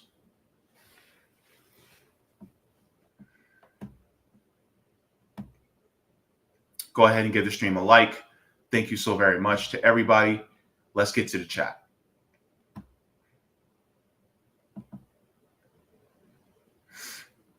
All right, so let's start off with Vincent Cafe says, very psychotic behavior, but not surprised. U.S. is just a racist country. Yeah, unfortunately, that's the way it is. Jacqueline says, it's a terrible story, but on a good note, the people that jumped in to drag the woman off and help the children, so there's that. That's the positive part. Yes, thank you very much.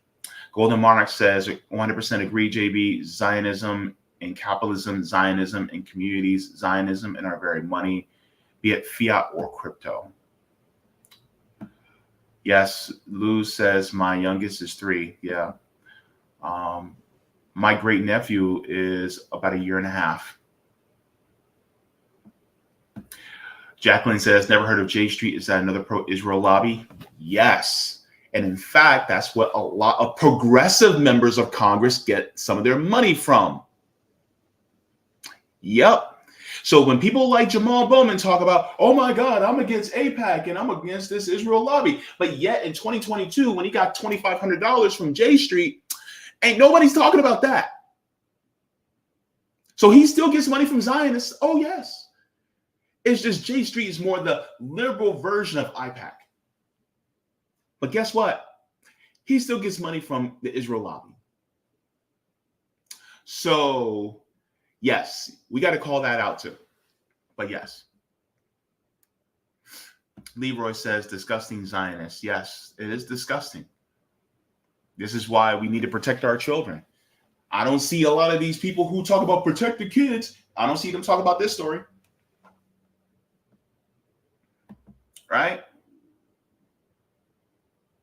And hate me now for this, but it wasn't a drag queen that was trying to drown that child. I'm just saying.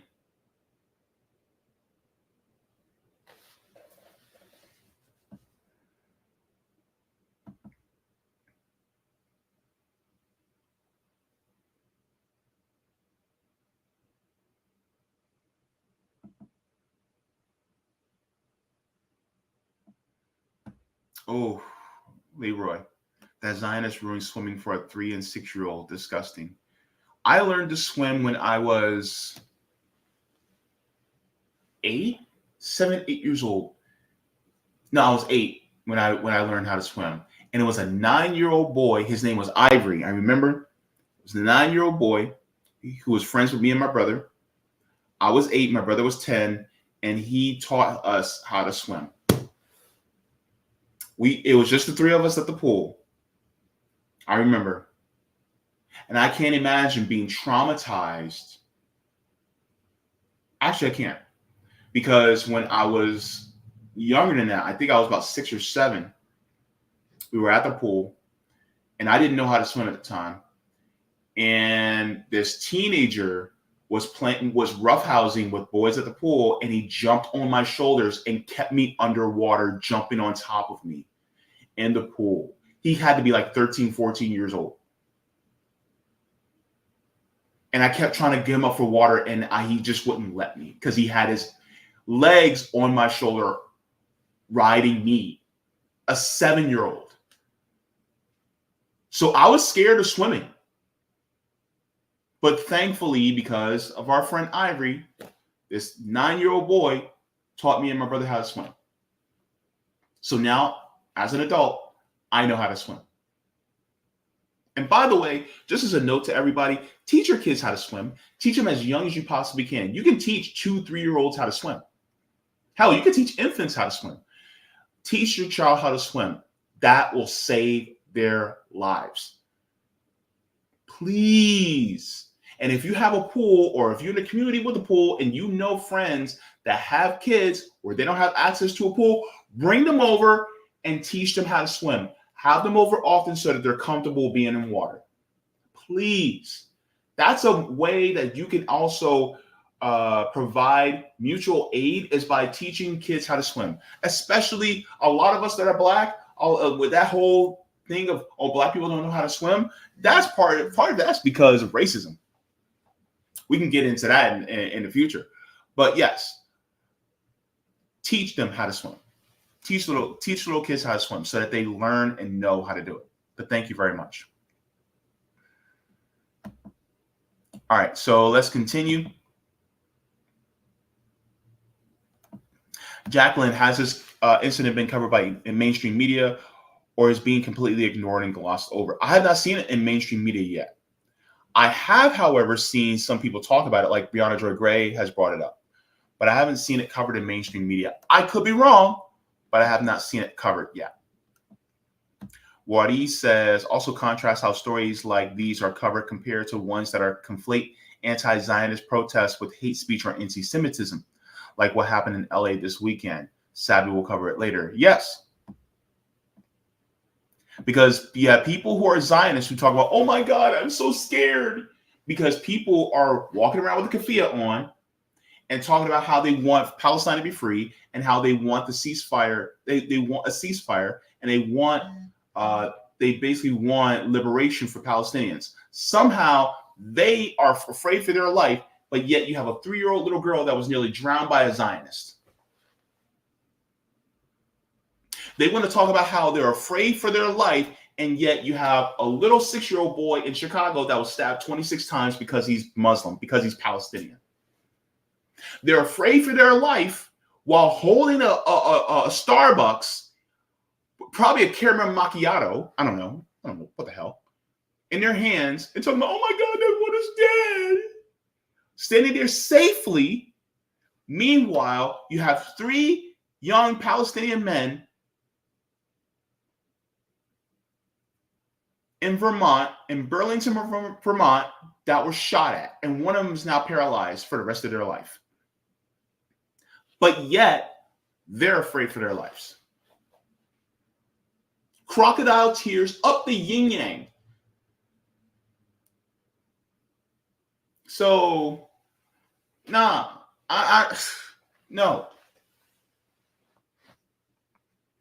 It is absolutely asinine how people will cry crocodile tears, and yet the people who are really losing their lives are the ones who they say they're afraid of.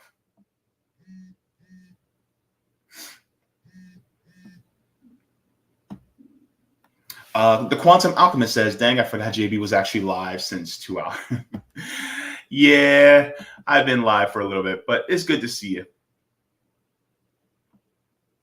Good to see you, Miguel H. in the chat. All right, let me check. Let me see. Is there anybody on Rockfin? All right, we good on Rockfin, and Rumble ain't working for me today, so that is okay. So let's get into our final story. This is going to be a positive story that we're going to be getting into. I wanted to cover this story last because it's positive. But before we get into that, just to let you guys know, my channel is demonetized. So if you like to support the channel, you can support it via Patreon or PayPal. Now, let's get into the final story. Julian Assange is for free. Oh, my goodness. This is a positive story that has made, look, you had people on the left that were in tears. You had people that were free speech activists that were jumping for joy last night.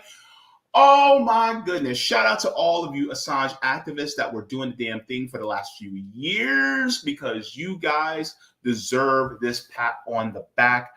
I'm going to share this really quick because I think this is necessary. look, y'all need to look, do the Running Man. Go ahead, do the Running Man, because y'all done made it happen.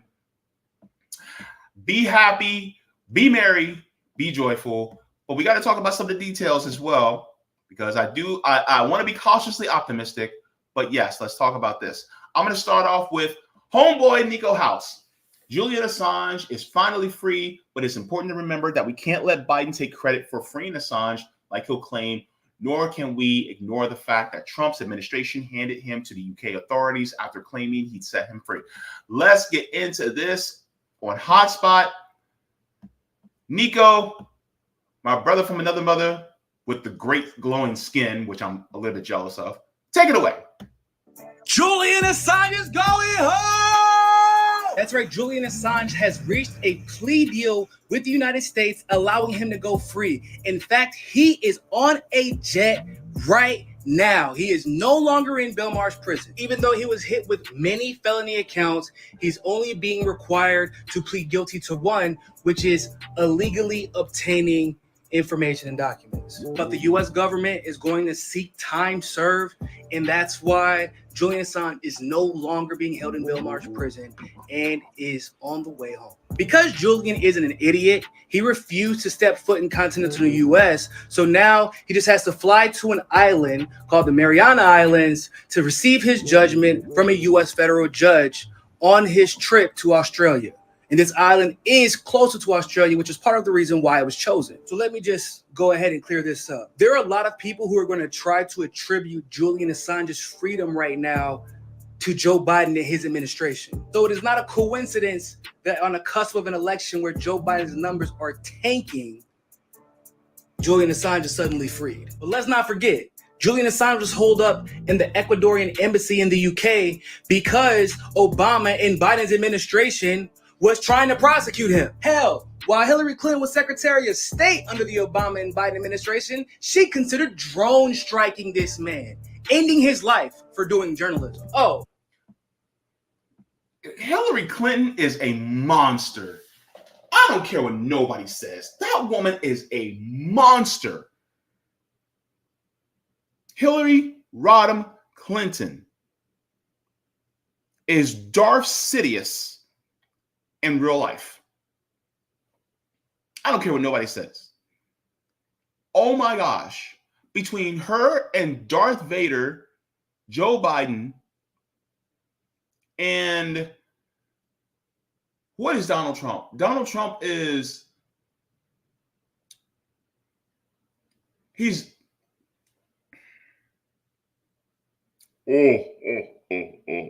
Solo. He's Jabba the Hutt. Those three, no. Yes. You got a visual of it, didn't you? Makes you want to rinse your eyes off with bleach, don't it? But yes, I'm telling you right now, you got monsters, supervillains like Hillary Clinton, Joe Biden, and Donald Trump. My gosh. Let's continue. And the other guy ain't much better. Let's not forget, after Trump celebrated Julian Assange during the elections and said that he would pardon him, he ended up completely flipping in the middle of his administration, not only refused to pardon him, but his administration was responsible for putting Julian Assange in Belmarsh. So let's go ahead and clear that up. Both sides. One will try to take credit. The other one will try to act aloof, but both sides are responsible for the criminal treatment of Julian Assange for merely doing journalism. And as we celebrate Julian Assange's freedom, it is also important to remember that this is not necessarily a victory for journalism, because he is being forced to plead guilty for being a publisher. So we still have to deal with that. But the truth is, I'm just so goddamn happy this man gets to go home and see his family. We can talk about that stuff later, man. Congrats to Assange, congrats to his family, congrats to all the activists who worked so hard and so diligently for years to get this outcome. He's finally free. So yes, so this is the great news. Right now, I think Julian Assange right now is still in the air as we speak. So, yes, if you guys have not seen already, Julian Assange is currently flying in the air so that he can get to this island to face judgment. And then once he does that, then he can go home. So let me share this as well. Mike Pence ain't got no business even speaking on Julian Assange's name. Of course, Mike Pence is the forgetful vice president of Donald Trump during the Trump administration, so he bears responsibility as well. Here's what Great Value Ricky Schroeder has to say. It says, Julian Assange endangered the lives of our troops in a time of war and should have been prosecuted to the fullest extent under the law, which is complete BS. The Biden administration's plea deal with Assange is a miscarriage of justice and dishonors the service and sacrifice of the men and women of our armed forces and their families. There should be no plea deals to avoid prison for anyone that endangers the security of our military or the national security of the United States. That's a bunch of baloney, because here's the thing.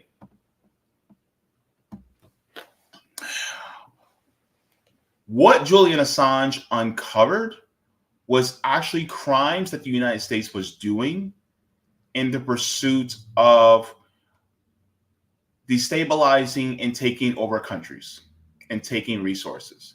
That's what he uncovered. He did what a journalist is supposed to do. This is right here is Mike Pence being a fascist and trying to play it off as if the lives of our troops in time of war should have been prosecuted to the fullest extent of law. Endangered the lives of our troops. Actually, I would argue that he actually saved troops' lives, because now every single time somebody looks at the United States direction, oh, you can't be having troops doing horrible things like this. Mike Pence is a fascist. He's just as fascist as his boss was. And he's just as fascist as his contemporaries are in Joe Biden and Kamala Harris.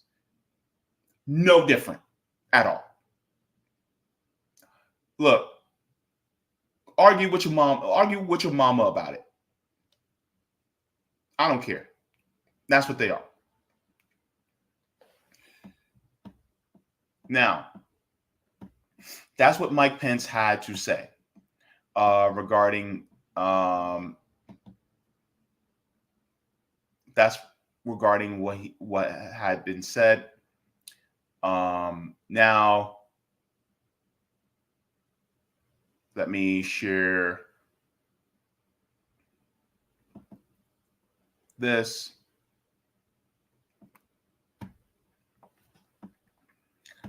For confirmation's sake. This is from WikiLeaks themselves. It says Julian Assange is free.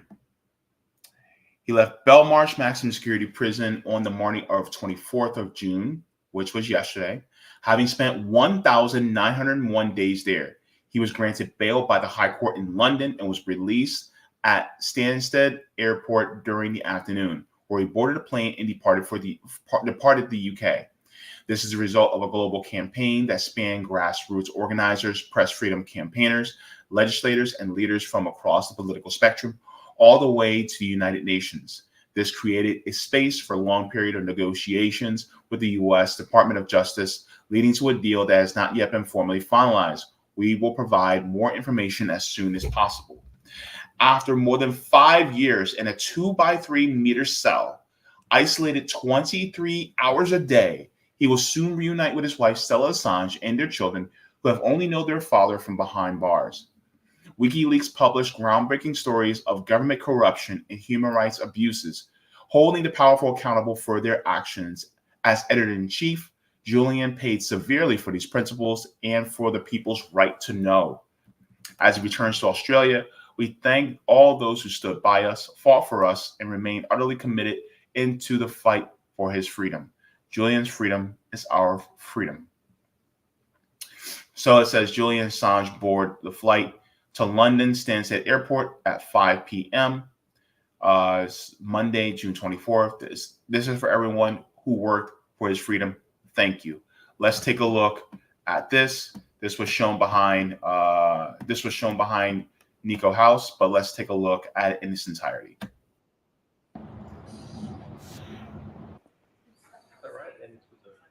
Well, it'll have a number. We don't. Okay.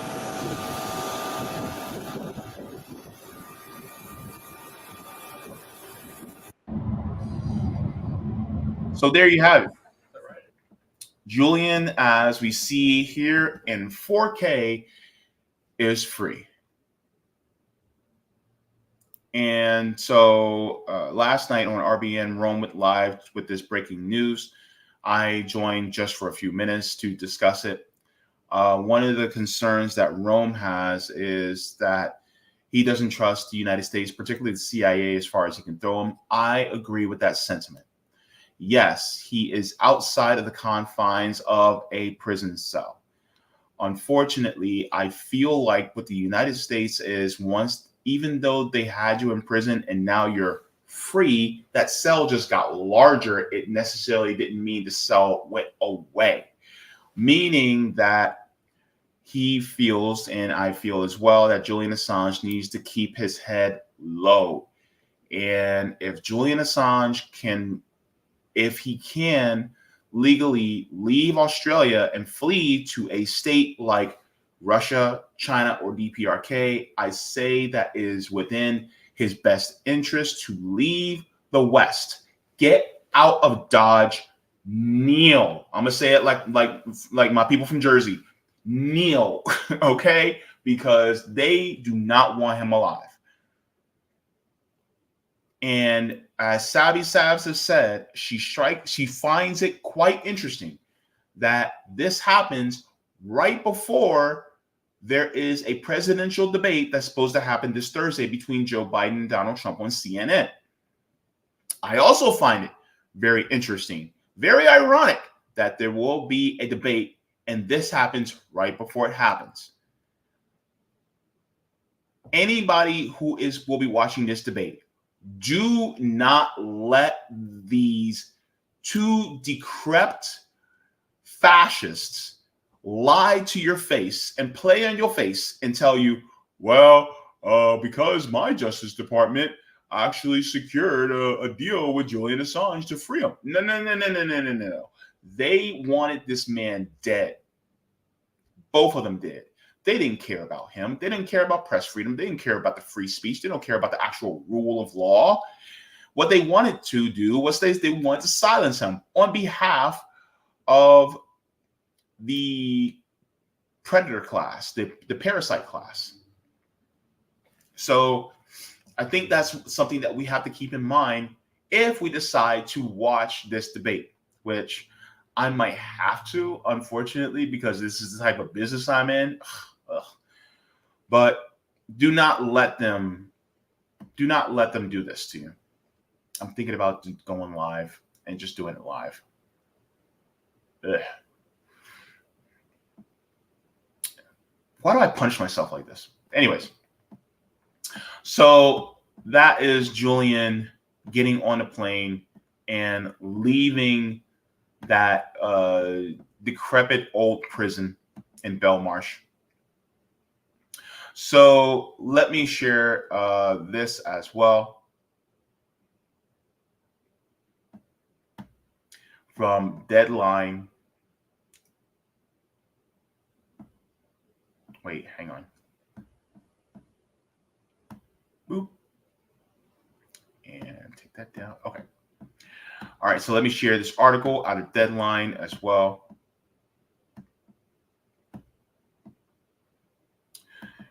It says U.S. authorities drop Julian Assange extradition demand and strike a plea deal. Outcome hailed as historic victory for press freedom.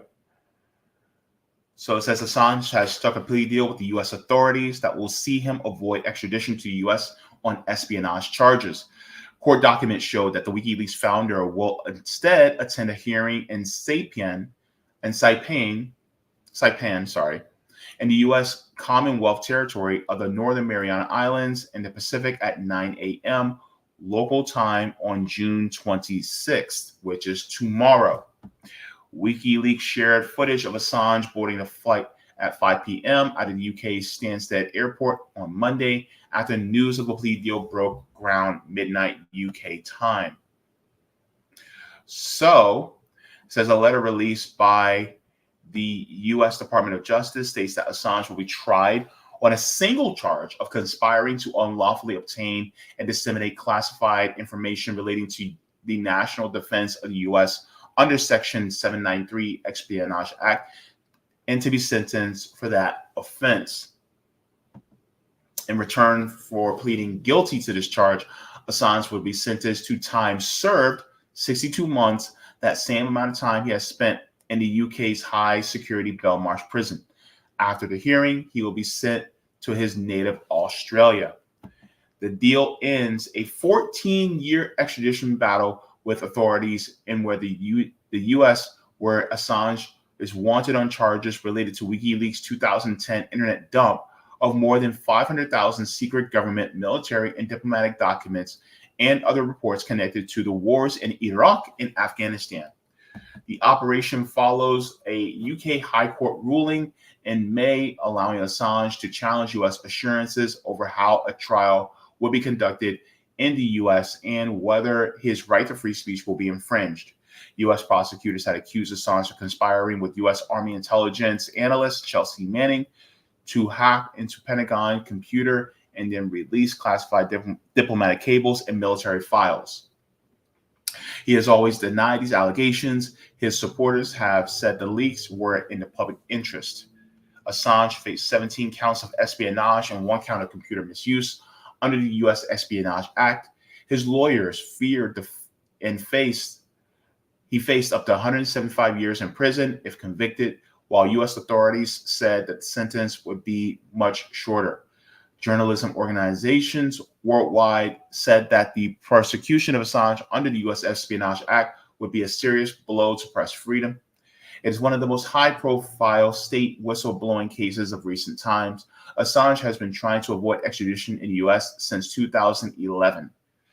His battle began in August of 2010 after Swedish prosecutors issued an arrest warrant against him following sexual assault accusations, which were later dropped. He left Sweden for the UK shortly after the allegations. A London court ruled in 2011 he could be extradited back to Sweden. Assange continued to deny allegations, but said he did not want to travel to Sweden to testify for fear it will result in him being extradited to U.S. more easily. So, of course, he is freed, but he had to plead guilty. There is some debate in regards to him pleading guilty. Does that mean he's truly free? There was a response from Michael Tracy, and then Scott Ritter actually responded to him regarding this. So let's get into that because I think that's important to get to more nuance of this. So Michael Tracy said Trump Department of Justice persecuted and imprisoned Assange while Biden Department of Justice is now releasing him. He said, I'm sure the MAGA deep state haters will have an easy time explaining that one. Scott Ritter responded saying they aren't releasing him. He pled guilty. This isn't justice. They legitimizes everything the U.S. did. It's good that Julian is free, but this is no victory for the cause of free speech. So this person says, Pan Am Patriot says they broke him until they got a confession. Scott Ritter said, sad but true. So there's more to this that Scott actually says that I want to get into because it is important. So there's an argument between him and Michael Tracy. Michael Tracy then responds a little bit further. Michael Tracy says, useless semantics. Assange was literally released from prison today pursuant to a plea deal his lawyers sought with the Biden DOJ. That deal was granted, and Assange will be free to return to Australia, having spent the past 5 years in prison after the Trump DOJ indicted him. Scott Ritter says, useless semantics. You clearly understand nothing about how the police system corrupts justice. So let's continue on in this because Scott Ritter also responds, I think, a little bit further. Let's go here. Scott Ritter says, Julian Assange is free, but his freedom comes at a high cost. Free speech is no longer free. I spoke in defense of Julian. Hold back. Watch and understand the price we have paid for his freedom. No man should have to endure what he did. Damn America for not defending Julian. Damn America for not defending free speech. So basically, even though Julian is free, because of what he did at showing the American people and the world of the crimes of America, now it says that, well, if you show the crimes of America, you'll face what Julian did. And by Julian Assange pleading guilty to that, it legitimizes the ability of the United States to punish you for being a journalist, for showing the crimes of the state to its people. So this is what people like Scott Ritter was talking about. The battle for free speech, the battle for press freedom is far from over, because even though Julian is free, our free speech is still at risk. And so this is why it's so important to continue this battle, even though Julian Assange is outside the confines of a concrete cell. People like me and people like Indie News Network, Richie Medhurst, Danny Haifong, RBN, Savvy Sabs, people like Black Agenda Report, we are not out of the woods yet. We will never be out of the woods until we actually change the system. And I think that's deeply important. Now, I want to share this as well.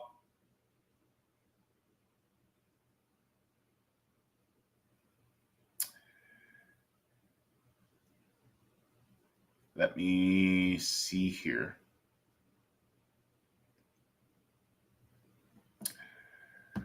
So shout out to Case Study QB for this. It's a quick clip out of NBC News. They were sharing about this story regarding Julian Assange. Case Study QB doing the damn thing once again. All right. And then we'll get into some more from the corporate media because they have a lot of BS to spew, but let's talk about it. We begin with a major development in the case we followed closely for more than a decade. Julian Assange, the controversial WikiLeaks founder behind one of the most damaging leaks of U.S. military secrets in history, is now out of prison and heading home. NBC's chief international correspondent, Keir Simmons, joins us. He's got the very latest on this plea deal. Hey, Keir. And Hoda, this is an extraordinary shift by the U.S. Justice Department, reverberating around the world. And Julian Assange now flying around the world, landing in Bangkok, and then going on to the U.S. territory of the Northern Mariana Islands, where a Justice Department official says he will enter a guilty plea. Now, he's been accused of illegally hacking U.S. intelligence. The U.S. has wanted him for trial for that for a very long time. That will now not happen. His wife says she is waiting in Australia with his 2 young children to greet him and that he will be there soon. This is what she told the BBC just this morning. It's a whirlwind of emotions. I mean, I'm just elated. Feels like it's not real. And the White House this morning, Hoda, saying that it had no involvement in what was a Justice Department decision. Julian Assange divides people. This will be controversial. There will be those who will say that this is a victory for free speech. Others will say that he illegally did enormous damage to U.S. national security.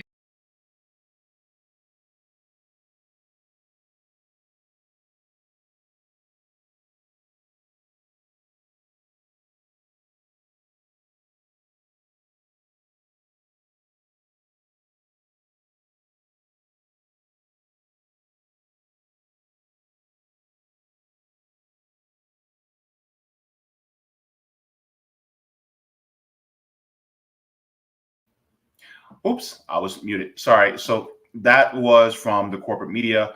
I want to go deeper into what the corporate media says, because when Julian Assange basically said the emperor has no clothes, the corporate media does not like that, because they are really the stenographers for corporations. They are the spokespeople for the corporations. The corporate powers are the ones who actually wield government power that, you know, placed Julian Assange in prison. So let's get to what they're saying so we can debunk some of what they're saying right now.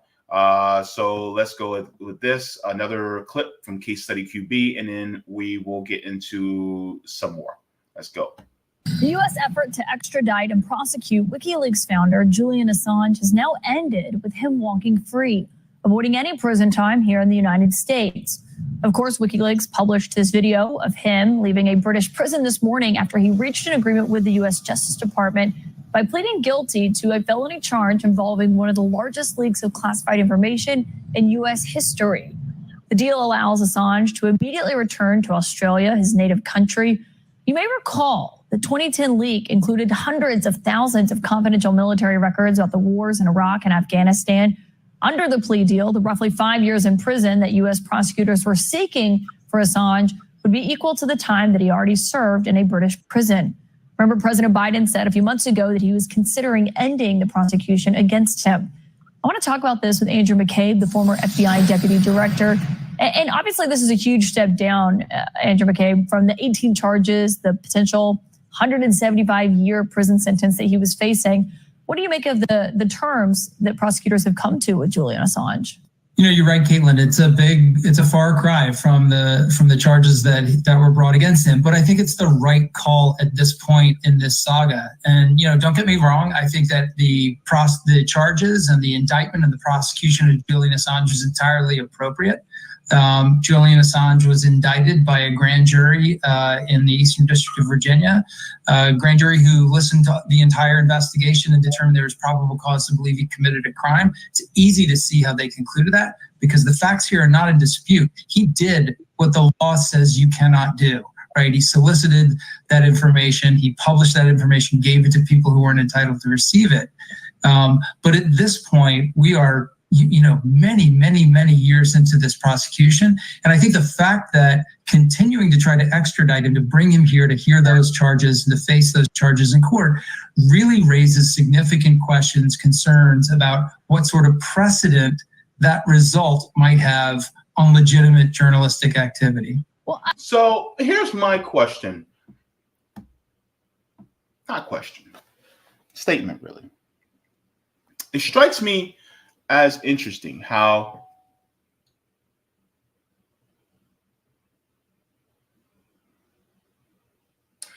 it's like, for instance, if a man is committing domestic violence against his wife,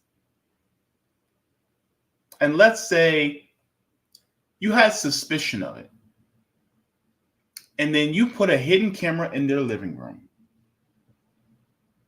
and in the living room, you find glaring, concrete evidence. You see him, committing domestic violence against his wife. And then once you find out that man was committing domestic violence against his wife, when you release that information, people attack you because you violated their privacy, when in reality, it's like, wait a minute, the domestic violence he's committing against his wife is way bigger than the violation of their privacy. Because his wife's life was literally in danger. Do I, as an American citizen, feel so bad that, he got classified information and leaked it to us, showing us what our country was doing to brown people abroad? My thing is, the crime of what the United States government was doing was way higher.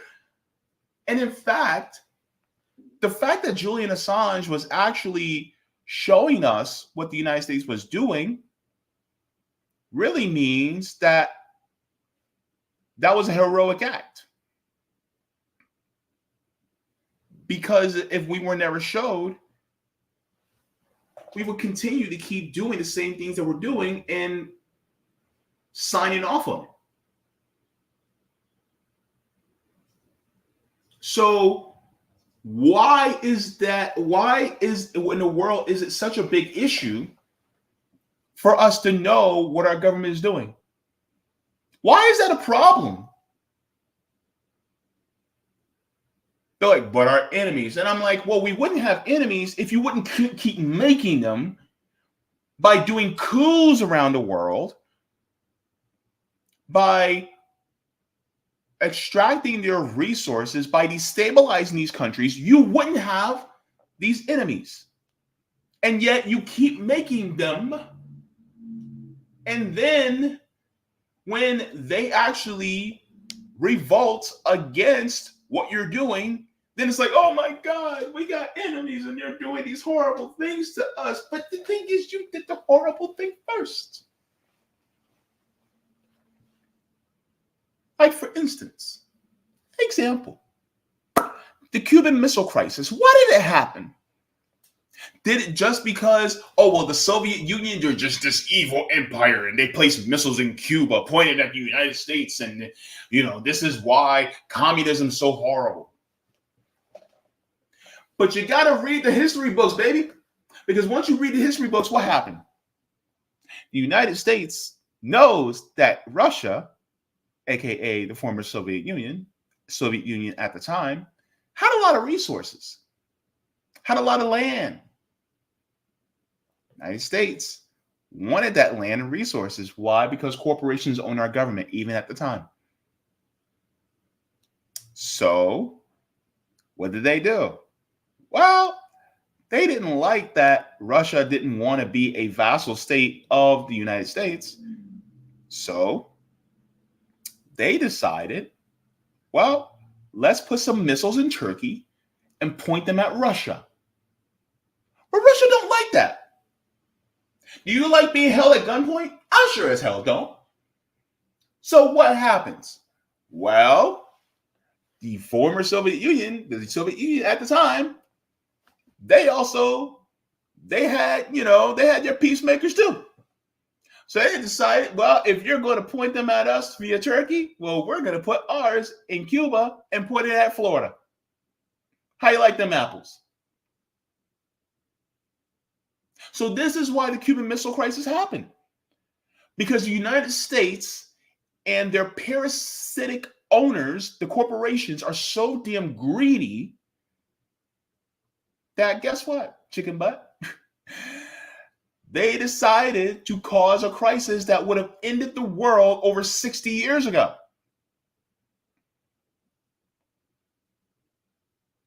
And we found out about it. And so what did Julian do? He just showed us what our country was doing. So this is why it's so important for the work that people like Julian Assange did. I don't want to find out these things 60, 75 years later when it's declassified. No. Tell me what my employees are doing now. I don't want to find out later after the fact. If we, the people, are supposed to be the bosses of these people in government, then therefore we need to know what they're doing. What they did against Julian Assange is exactly the phrase, don't attack the messenger. They attacked the messenger. That's what they did.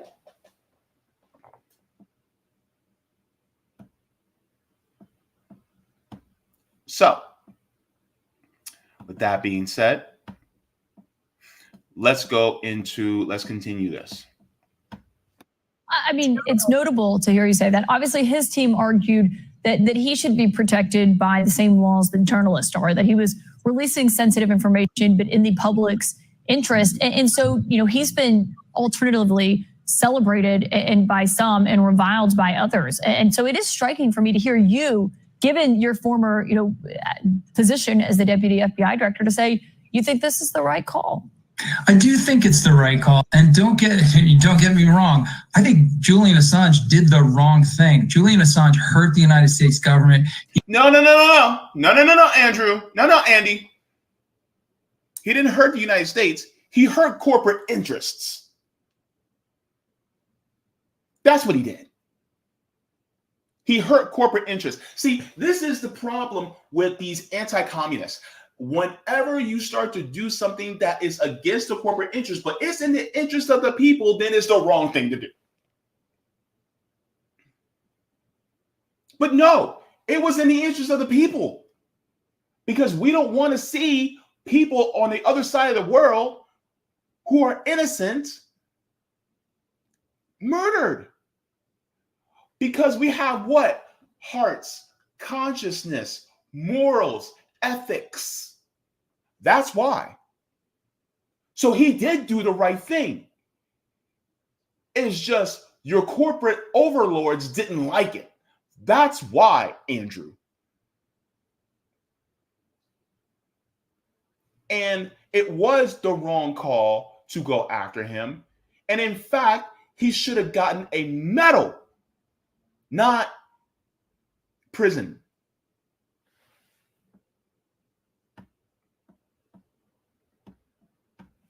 He put the lives of our troops in danger. He put the bullshit. Lives, particularly of Iraqi citizens who had helped our effort in the war in Iraq, in danger. Also bullshit. This guy did a lot of bad things. But he did a lot of bad things, y'all. See, he did a lot of bad things. Question, Andrew, why were we in Iraq in the first place? Please tell me why. If we were in Iraq for the weapons of mass destruction, if that was based on a lie, then we shouldn't have been there in the first place. Then if it was based on a lie, then who put our troops at risk? Was it not the Bush administration? Was it not Colin Powell? Was it not all these lackeys of the corporate dictators that put our troops at risk? It wasn't Julian Assange. Julian Assange didn't send these troops over there. Julian Assange didn't claim weapons of mass destruction. Julian Assange didn't put them there. It was George W. Bush who kept them there. Barack Obama and Joe Biden who kept them there. It wasn't Julian Assange that put them at risk. It was you. It was y'all that put them at risk. And every single time he called it out, you guys blame him for the thing that you were doing. That's what it was. And because we saw it and he revealed it, you guys decided to put the messenger in jail. And now for years, the Assange activists have been going, no, it's your fault. And guess what? You couldn't take it anymore.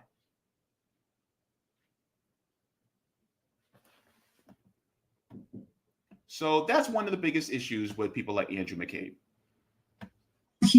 Some of what he did was very similar to the way that journalists conduct their business. Of course, in other ways, very different, right? There wasn't any of those conversations prior to publication that journalists typically have when they're going to reveal classified and sensitive information to find out what, reach out to the government entity involved to let them seek comment and then have a conversation, give the government an opportunity to say, hey, please don't do this because these people might die as a result. So very big differences there. They were dying because of the fault of the Bush, Obama, and Trump administration. Like, they were dying already. It was y'all fault. It wasn't. Oh, dear God. These bureaucrats. There. But the fact is that going forward with this prosecution would run the risk of putting all of those processes and those protections kind of up for grabs. And that could set a very dangerous precedent going forward and have a chilling effect on the journalistic news gathering process and how that impacts the First Amendment. Yeah. Andrew McKay. You guys don't care about journalistic integrity and journalistic practice. As long as they're lying for you, you don't care. Just, dear God, these people, I'm telling you.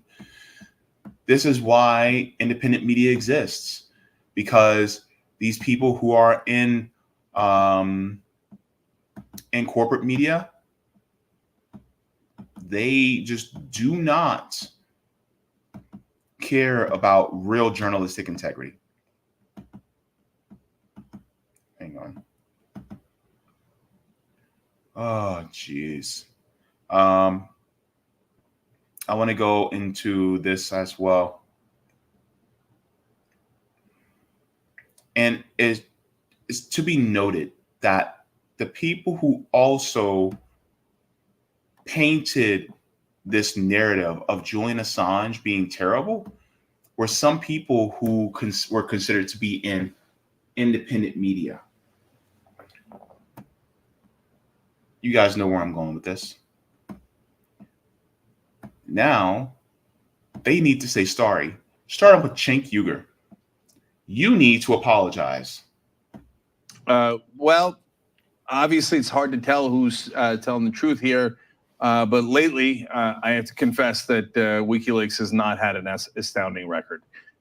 You know, the way that Assange seems to be backing Donald Trump over and over and over again, it makes me very seriously question Assange's efforts to actually be a journalist and not to be a partisan. And I get it. I get why he hates the Democrats. They're trying to put him in prison. Okay, right. But at the same time, so are Republicans. Let's be clear about that. And now the Republicans are too, and they have been in the past. But it seems like Assange has picked a side. And look, pick a side.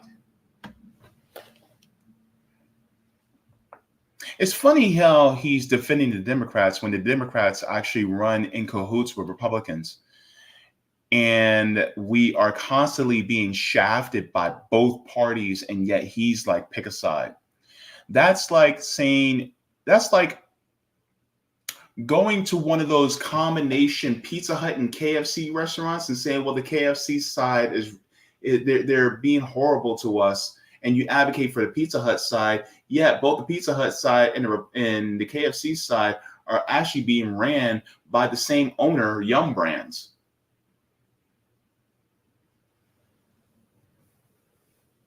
I don't know. Maybe, just maybe, he was actually speaking out against the duopoly, but you guys keep, caping for one side of the duopoly while demonizing the other side of the duopoly, even though they both work together in tandem.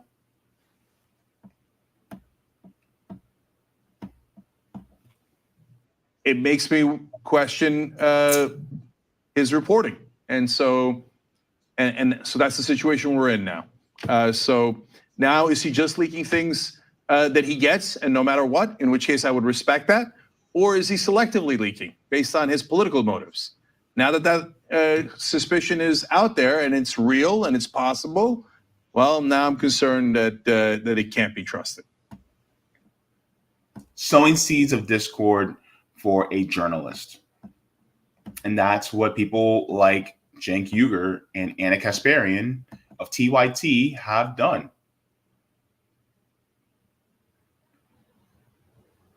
So now let's take a look. Let's look at the irony. And then he flipped the script. Shout out to Big Mad Crab for this. Cenk Uygur said, I hate that Julian Assange had to plead guilty to a crime he definitely didn't do. His real crime was journalism. Wait a minute. Hold the phone. Beep, beep, back up the truck.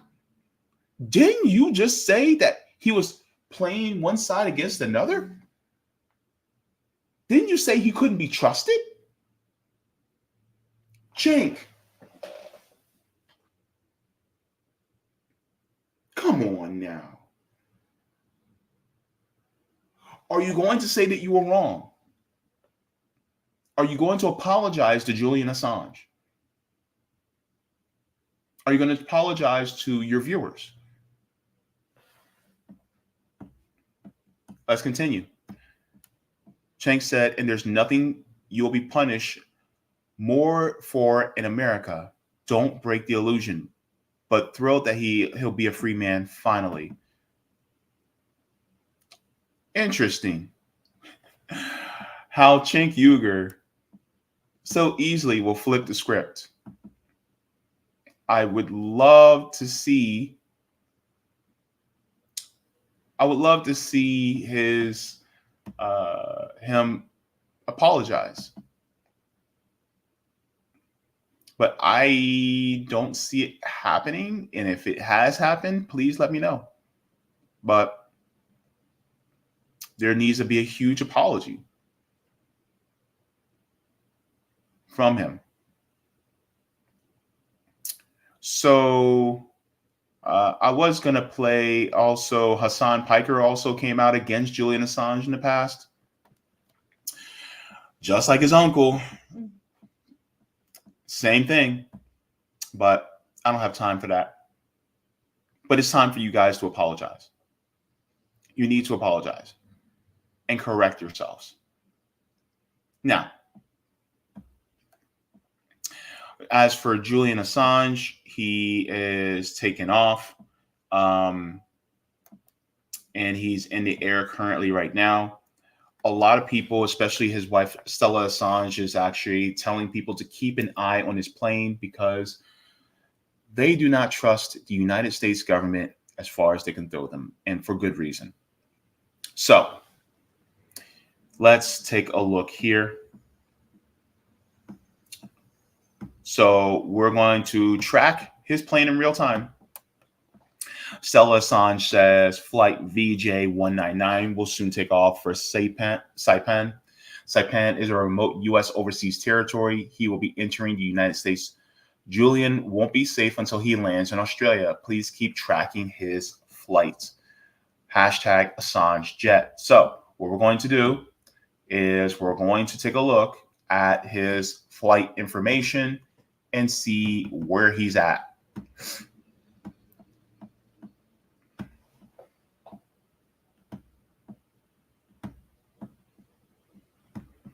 All right, so let's go up here. So it landed 37 minutes ago, okay? So he went from Bangkok, Thailand to Saipan Island, right? So it says landed 37 minutes ago. Let me see. So upcoming flights is from Saipan here to Canberra International. So that's in Australia. So duration is going to be 6 hours and 43-minute flight. So apparently he's already in Saipan right now. But I think it should be in a few hours that he goes to see the judge. So in a few hours, he will be seen and then his judgment rendered, and then he can jump back on a flight and then get to Australia. So we will know by, I'm saying by this time tomorrow, if he's on his way. So what I'm going to do is I'm going to put this log in the chat so you guys can follow along.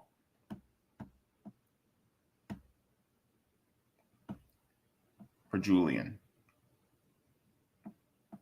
But there's a lot of happy people.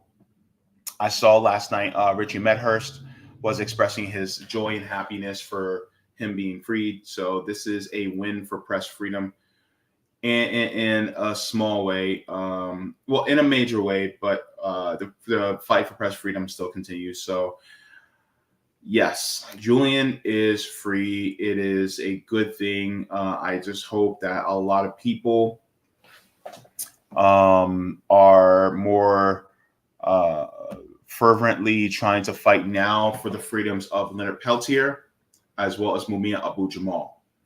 Now that Julian is free, I think it's important that we focus on those others who are political prisoners of the United States government. Because we need people who are going to call out the crimes of the United States. This is what Julian did. It says CIA created ISIS, says Julian Assange, as WikiLeaks releases 500,000 US cables. This is why they hated him.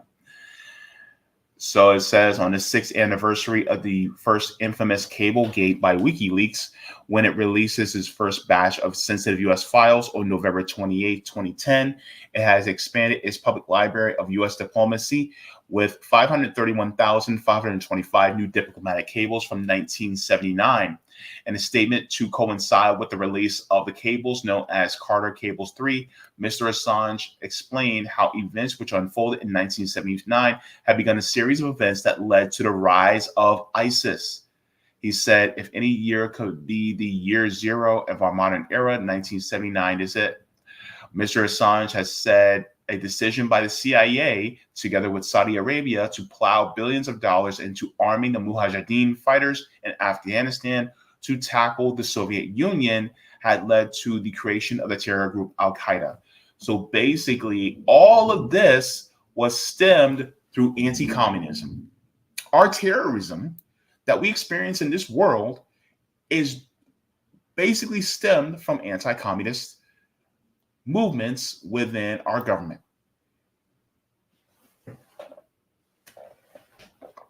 See why this is dangerous? So I'm going to put that in the chat as well so you guys can give that a read. It's not very long, actually. But there is a direct terrorist, the U.S. government pipeline that we see consistently. Might I remind everyone of Operation Paperclip, where we actually allowed Nazi scientists to infiltrate, I say that with, loose air quotes because, birds of a feather, as it were, into our government. We even had Nazi scientists in NASA. So it's no surprise, right? So I find it very interesting that Julian Assange basically called out the empire.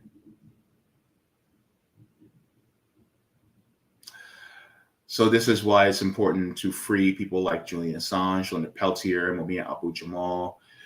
I would love to see Assata Shakur be able to come home.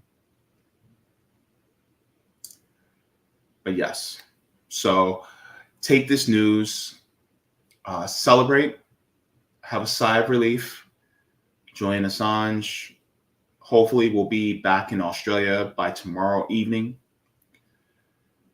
And let's continue the fight on the way to more free speech and press freedom.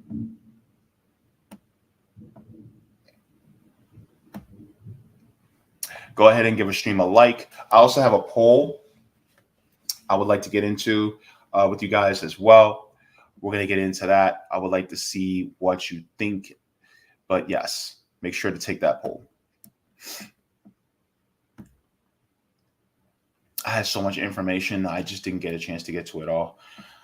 I hate when that happens, but I'd rather have more information than not enough. So, oh, JB, be quiet. Okay.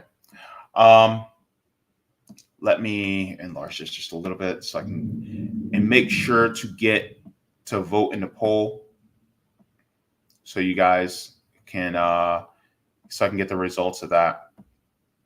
If you guys are watching on Rockfin, Twitch, or Twitter, you guys can just go into my YouTube channel and take a vote in the poll.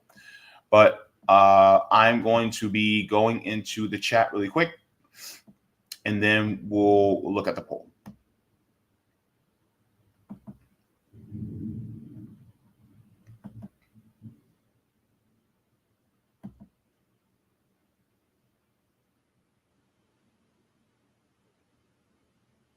All right, let me see.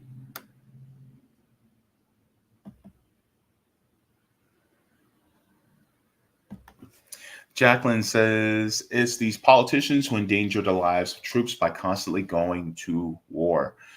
Absolutely. They are constantly doing that. And it is horrible how they really don't care about the troops. Neither Democrat nor Republican care about troops because they want to constantly put their lives in danger.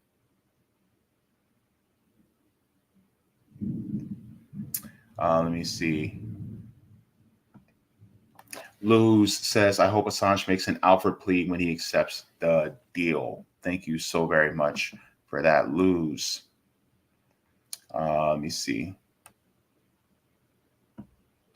Quantum Alchemist says, because of U.S. reputation and that of Sleepy Joe. Yeah,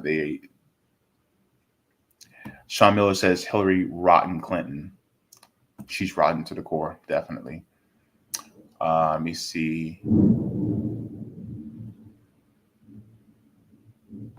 Bryce says, look at Mike fly on hairpins pretending to care. Yeah, of course. That great value Ricky Schroeder, I'm telling you. Let me see.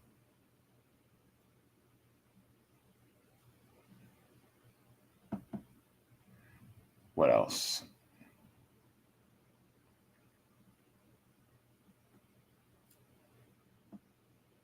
Oh, Mr. Meep Stories says, don't you ever change, JB. You're one of the good ones. Oh, thank you so much.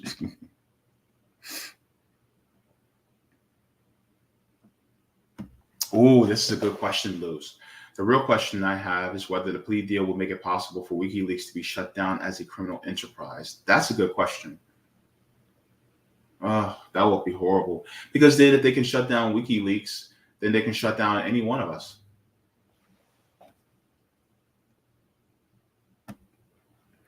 Bryce Smith says, but you did not do any hacking. No. He had a source, and the source submitted information.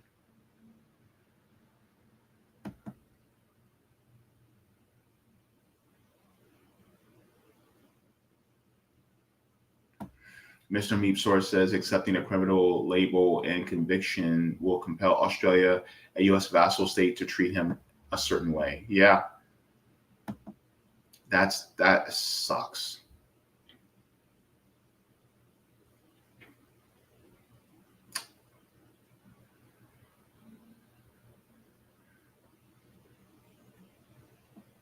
Oh, yeah. Rondo says this woman's smug ass facial expression is incredibly irksome. Yeah.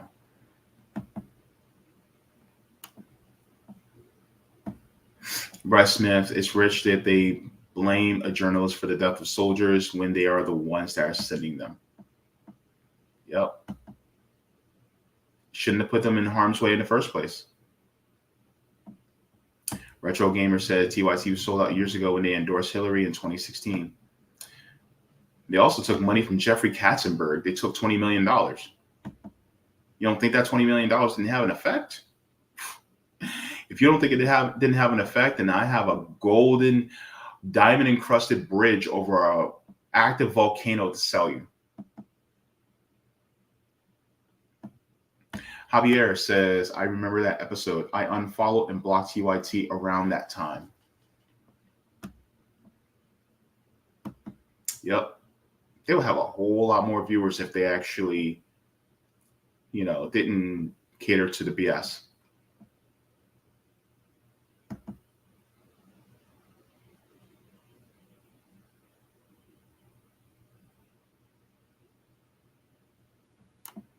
Mr. Meepsor says Steven Donziger. Yes, free Steven Donziger as well.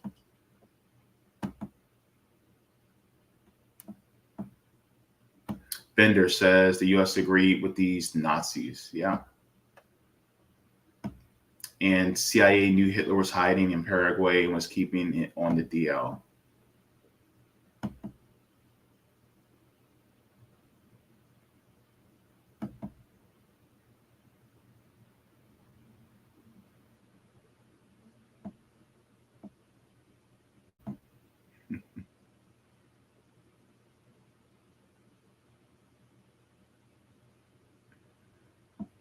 Oh my goodness. So yes. Jacqueline says I'm going to have a chat and coffee. So thanks, JB. Really good show tonight. See you all later on Saturday. Okay. Good to see you, Jackie. All right. So I'm going to head on out. This has been a bit of a lengthy show, but I think it was important to cover this topic and also to cover the topics with Andre Stackhouse, who is running for governor of Washington State. So thank you very much to Andre Stackhouse for joining me earlier today. So definitely look out for that clip for my discussion with him about his policy positions. And so that's going to be a good one. Yes. And I'll be continuing the reading of the books that I have been into over the last week or so. I already trying to reach. Okay. I already read on Sunday of Water in the Spirit. So I'll continue that in the future. Also, the next book I'll be getting back into is The Will to Change by Bell Hooks. So we'll be getting into that if you guys would like to read that. So the reading discussion. And then also I'll be continuing the reading of Prejudicial by Margaret Kimberly. So we'll be getting into that later this week as well. So be sure to tune in for all of those. And on top of that, the kafia fell. Thank you very much. I saw. Also, this Thursday at 5 p.m. Eastern on RBN, we will be bringing back the roundtable. So myself, Savvy Sabs, Rome, and Nick will all be on screen together to discuss news stories, both that happened over the month and anything that we found interesting as of recent. So be sure to be there on RBN at 5 p.m. Eastern when we bring back the roundtable. It's going to be a great discussion between all of us. Again, I'm very happy and very excited for that conversation. Also, my birthday is this Saturday, so I'm thinking about doing a Saturday stream. So if you guys would like to, then that'd be kind of cool. Yeah, I'll be having a birthday stream on there Saturday evening at 6 p.m. Eastern. If I change my mind, which I don't know, I don't think I will, but if I do, stay tuned to the channel and I'll let you guys know. But I think I'm going to be doing a stream on that day. So thank you very much for all of that. I just want to thank you guys for tuning in. Look, I will say once again, keep speaking out against what the empire is doing. Let your family know, let your friends know, let strangers know if you are talking to them via social media. You know, even if you don't convince them right then and there, you at least plant the seeds to let people know that this system is not right. We need to change it from the inside as much as we possibly can, because that's what's important. So, like I always say, water your plants, water yourselves, leave the world better than you found it. Smoke them if you got them, drink them if you got them. If you ain't got them, then watch something funny, because joy is revolutionary, and read because reading is fundamental. I love you all for watching, and thank you so very much for being here with me. It means the most and I thank you from the top and bottom of my heart. All right. Mwah. Forehead kisses.